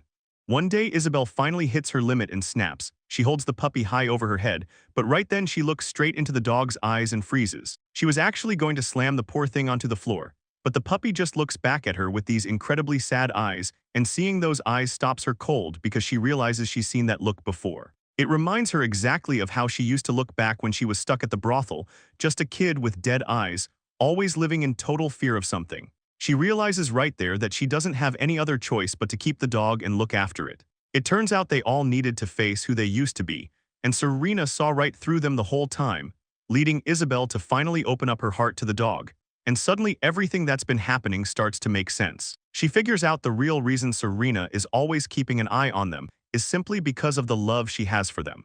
The group feels like she really cares for them, acting like both a mom and a dad to everyone, and to prove how much they've grown, they point to the tough training Serena put them through. It gave them all a crazy amount of strength, giving them the power to actually get things done and the feeling that they can become whoever they want to be. Isabel is totally convinced that getting to serve Serena is the luckiest thing that's ever happened to her, but she realizes she used to be way too stuck in her own head. Louis eventually suggests that Serena should probably take some time every day to play with their dogs, and that's when it finally clicks. Turns out Serena is absolutely obsessed with dogs. As soon as she takes Louis up on the idea, she starts showing the dogs a ton of affection, just rolling around and playing with them like an angel, even if her face looks a little intense while a puppy licks her. The whole crew just stands there watching her, trying to make sure they never forget the sight of her actually having fun. The group starts making their way toward Lake Elfin, traveling in a carriage. The place is known for being a nice summer spot, but Serena's got other plans since she's convinced a monster is coming. Isabel doesn't really care what kind of beast shows up. Whether it's a snake or a dragon to her, their lives belong to Serena, and they're ready to be her personal army as they arrive at the Rosenberg family villa right on the edge of the lake. An old man working there looks pretty stressed as he tries to talk to Serena. He asks what brought them all the way out here, but Serena just tells him they're here for the summer. The guy can barely believe what he's hearing, especially because he points out that with all the gear they brought, it looks like they're starting a war. Isabel doesn't even deny it, looking at the massive racks of swords and explaining they're actually here to hunt a giant serpent that's about to show up. Defeating the serpent is usually the saint's job, but Serena is keeping it quiet that she came prepared. All because she's planning to steal that major achievement right out from under the girl, and she tries to play it cool, telling the worker this is just a new summer trend from the capital. The guy is losing it, saying he's never heard of anything so dangerous, while Serena just stands there with a blank look and Oscar steps in to set the guy straight. He tells the worker that if Serena says a crow is white, they'll paint them all, going as far as saying they'll bleed blue if she asks, just to prove what real loyalty looks like. The worker finally caves, and Serena smiles, saying she's glad they finally have a mutual understanding. Later on, the group gathers inside where Isabel looks over a book and confirms the monster is a serpent, explaining to everyone at the table that this legendary beast is basically seen as a demon by the locals. She says light magic is supposed to be its weakness, but since it only appears once a century, a saint usually handles it. Isabel explains there's a theory the monster is actually smart and understands ancient human speech, which gets Serena thinking. In her past life, she only knew it as a big snake, and even after having Alice look into it, it's sounding more like a creature designed specifically to be killed by Aliner's light magic. Isabel continues by saying that based on the old legends, the thing in the lake is definitely a serpent, and Serena asks if light magic is the only thing that works. Isabel tells her no, pointing out that while iron weapons can't cut the scales, mithril ones are effective. She also mentions that fire magic works pretty well too, even if it's not as strong as light magic. The main problem is that people were so terrified of the thing that there aren't many records of a real army ever fighting it. Since it mostly hangs out by the water, it hasn't caused enough damage for anyone to get desperate. So, the kingdom just ignores it until a saint arrives. Serena face plants, calling the whole cycle total nonsense. Isabel starts to say that if everyone works together, but Serena cuts in, thinking the king is just hyping up the saint's arrival. So she points out that if they're the ones who actually take the monster down, trying to fight it in the water is going to be a total nightmare. Isabel looks through her notes and mentions that while the serpent stays in the water most of the time, it is capable of coming onto land, which leads her to suggest that luring it out with a woman would be the best bet, since legends say these serpents have a thing for beautiful girls. Serena is just stressed out by the whole thing, thinking about how conveniently the monster's weaknesses are tailored for the saint to win. She stands up suddenly, catching everyone's attention at the table as she decides on a new course of action and tells them that she and Isabel will be the ones to lure the serpent to the shore, casually asking if she isn't the most beautiful girl around. While Isabel looks on with a blank stare, Serena thinks to herself that Isabel is pretty enough to be the perfect decoy for their little trap. She lays out the rest of the strategy, explaining that once the serpent is out of the water, they can cut off its escape and just wreck it. Oscar stays quiet, but Isabel speaks up and says she's on board with the plan, ready to get things moving. Serena listens as Isabel lays out the final details, suggesting they work together to lure the monster out and slowly pull it away from the lake. Alice smiles and agrees the plan is solid, while Richard gets all hyped up, yelling that this is exactly what he expected from Serena's leadership, since he's positive that if someone like Serena acts as the decoy, any monster would show its face in a heartbeat. The scene moves outside to the quiet lake sitting right next to the school buildings, but underneath the surface, the serpent starts waking up at the very bottom, sensing a holy power coming from somewhere far off in the distance. Most people see serpents as just evil monsters, but this one is actually a divine messenger sent to guide the saint, and its whole purpose is to test the saint's power to eventually bring peace to the world, which means it has to go on a little rampage to get her to show up. A job the monster actually seems to enjoy quite a bit. It pops its head out and looks around the shore, but notices there aren't really any beautiful women nearby to lure in. So, the creature just waits in the water, hoping the saint finally arrives so it can get the show on the road. Serena notices something feels off and asks what's going on, while Isabel pulls her close to keep her safe. The serpent watches them from the water, thinking about how beautiful they are and noting that the black-haired girl is a rare find even for someone as old as him. The monster decides it's going to toy with them for a little bit and dives back under the surface with a loud splash. Everything is quiet for a second until something comes flying out of the sky at crazy speeds. Richard suddenly drops in and slams his massive sword right into the serpent's neck, catching the beast completely off guard. The monster is in total shock that its scales got cracked, especially since its skin is supposed to be way harder than iron. It hisses in pain, looking at the weapon and wondering if that kid is actually swinging a blade made of mithril. Before the creature can even move, a bunch of magic explosions go off right against its neck, leaving the serpent looking around in a daze, trying to figure out if it really just got hit by magic. Further back on the shore, Isabel holds her staff high and stays right by Serena's side to make sure she's protected. Serena stands her ground with her magic ready, making the serpent realize she's that same girl from before, and it's shocked she's actually a magic user. Oscar doesn't give it a second to breathe, drawing his bow and aiming a shot while the monster wonders what's even going on. The arrow flies true and rips right through the beast's neck, sending blood spraying into the air. The serpent hisses, admitting that the holy power in the area was definitely what woke it from its sleep. It claims that showing up today was just a random choice and no human could have ever predicted its move. But Emma is already flying through the air, diving down from above with her sword drawn to strike. The monster is totally confused by how they planned for this, while Emma just laughs with a wild look in her eyes. A heavy blow lands in the darkness, cutting deep as the battle gets even more intense. Emma's always been like this back at the orphanage. She used to pull crazy stunts like doing handstands on the balcony while Serena watched. She can't remember a single thing about her life before the orphanage, like she and the other kids just appeared there one day out of nowhere. The orphanage director told Emma that she was just a baby in a basket when she was left at the front gate. But she doesn't really care about any of that because she never had any interest in finding her parents anyway. What actually mattered to her back then was just how much she loved running around and being active, though it got her in trouble constantly. The director was always yelling at her to just sit still for once, mostly because she was worried Emma would end up breaking something while she was busy scaling trees and buildings. Emma just couldn't stop herself from pushing her limits and seeing what her body was capable of doing. But as she got older, the orphanage started feeling a lot smaller. Eventually, she felt like she'd outgrown the place. She'd already made it to the highest point of the roof and climbed every single tree in the garden until there was nothing left for her to conquer there. That was right around the time Selena finally showed up. Before she even realized what was happening, Emma was picked to be an attendant and sent off in a carriage with the other kids. The move to the mansion feels like a dream come true for Emma and the other kids. She thinks all of Selena's training feels more like fun games than actual work. She loves pushing her body to the limit every single day. But the one part she can't stand is the studying. Having to sit still and look at books between workouts drives her crazy, though she still thinks Selena is the best master she could ever have. Moving on, Emma finds swordsmanship to be the coolest part of the whole program. Her teacher is a knight from the Duke's house, and her main goal is to eventually find a way to beat him. The guy is incredibly strong though, and turns out he used to be one of the best knights in the whole country. He helps her up and tells her she's got real talent while showing her different ways to fight, but Emma still feels like she'll never actually win. So she starts thinking that if she can't land a hit with just one sword, she should probably just start using two. She looks at her hands and figures it makes sense. She's got two of them, so why not use both for the fight?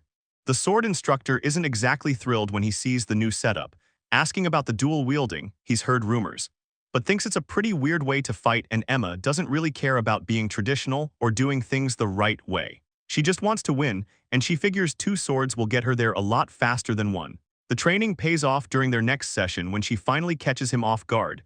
The sword instructor feels the wood against his neck and realizes he's done for. It took a full year of non-stop practice with the two-sword style, but she finally stands over him after winning a round. She's hyped that she actually beat a real knight, smiling as she reaches down to help her teacher back up to his feet. He looks at her with a new kind of respect, admitting that even though he saw her potential early on, he's definitely the one who underestimated her the most. As she finishes her training at the mansion, the scene shifts to something way more dangerous. Emma is flying through the air, driving her blade deep into the eye of a massive serpent monster. Turns out Selena noticed Emma was getting bored after finally beating the knight, so she decided to give the girl a fun new job: hunting giant snakes in the wild. One of the other kids watching from the side loses it, yelling out that she actually took the thing's eyes out. The giant serpent tries to make a break for it. Someone yells out that it's trying to get back into the water to escape, and Alice looks pretty worried about the whole situation. But Selena just stands there with her arms crossed like it's nothing. Selena starts talking trash to the monster. She tells it that it's got no shame for laying hands on a human woman, and she starts laughing, mocking the serpent by saying it has a perverted fetish for people with holy powers.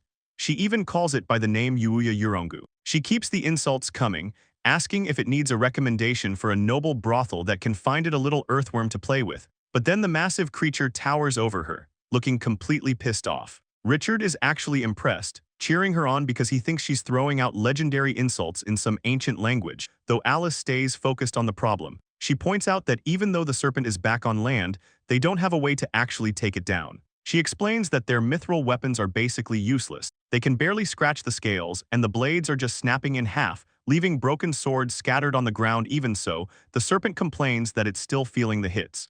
Selena points forward and gives the order. She tells everyone to just keep hitting the serpent until it finally goes down, and she brags about having enough weapons and potions to fight a whole war. While Alice and the others charge in, the team shouts back that they're on it, and they start unloading on the serpent's neck with magic maces and heavy hits.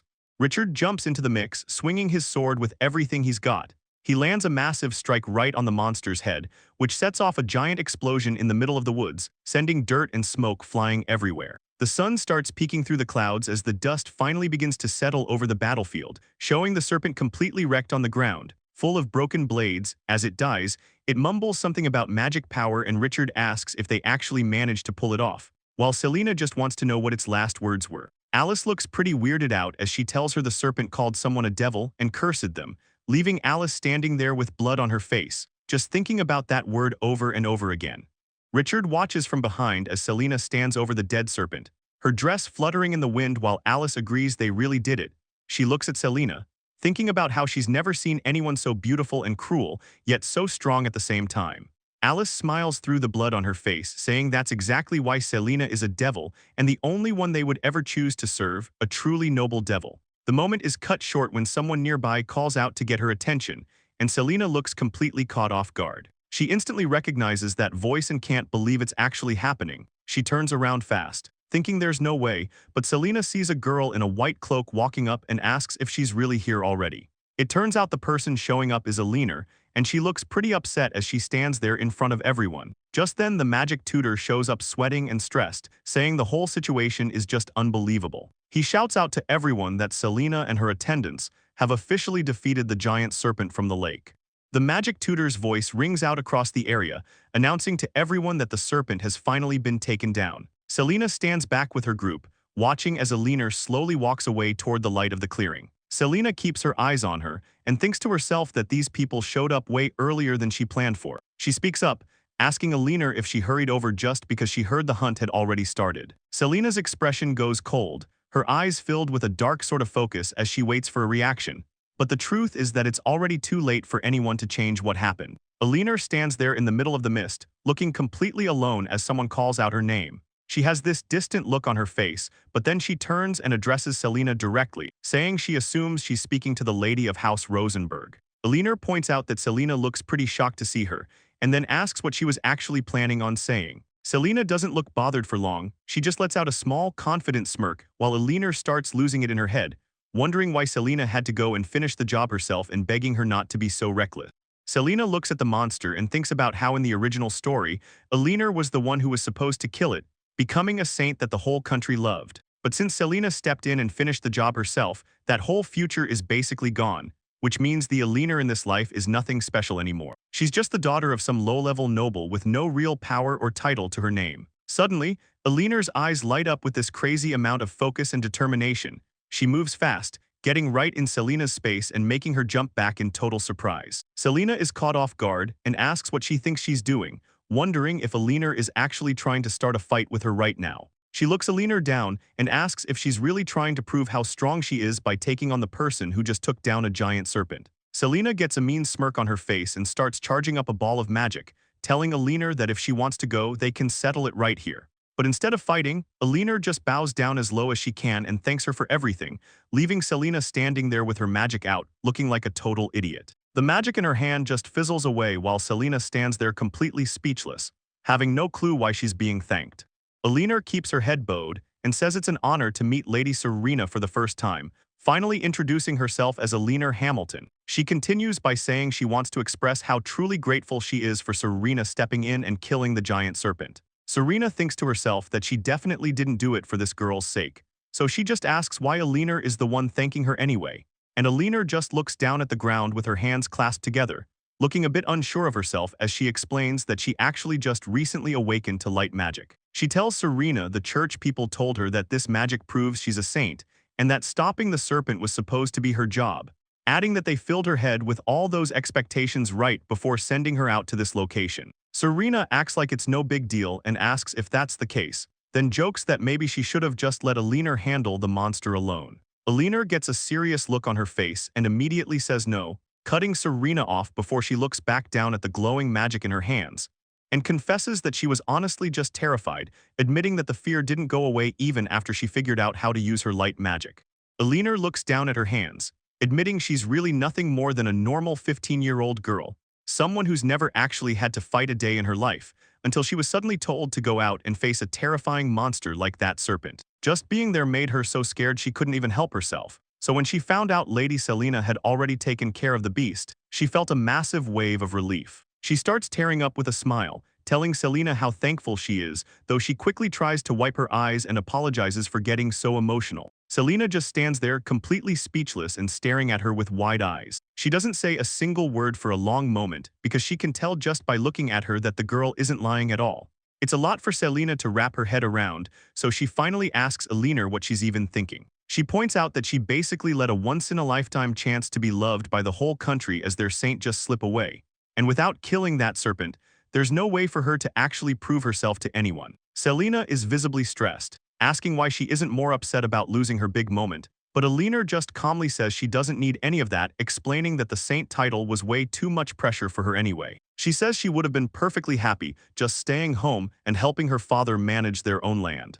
Selena just stands there for a second looking completely stunned, trying to process everything she just heard. She finally finds her voice and tells Alina that she understands where she's coming from.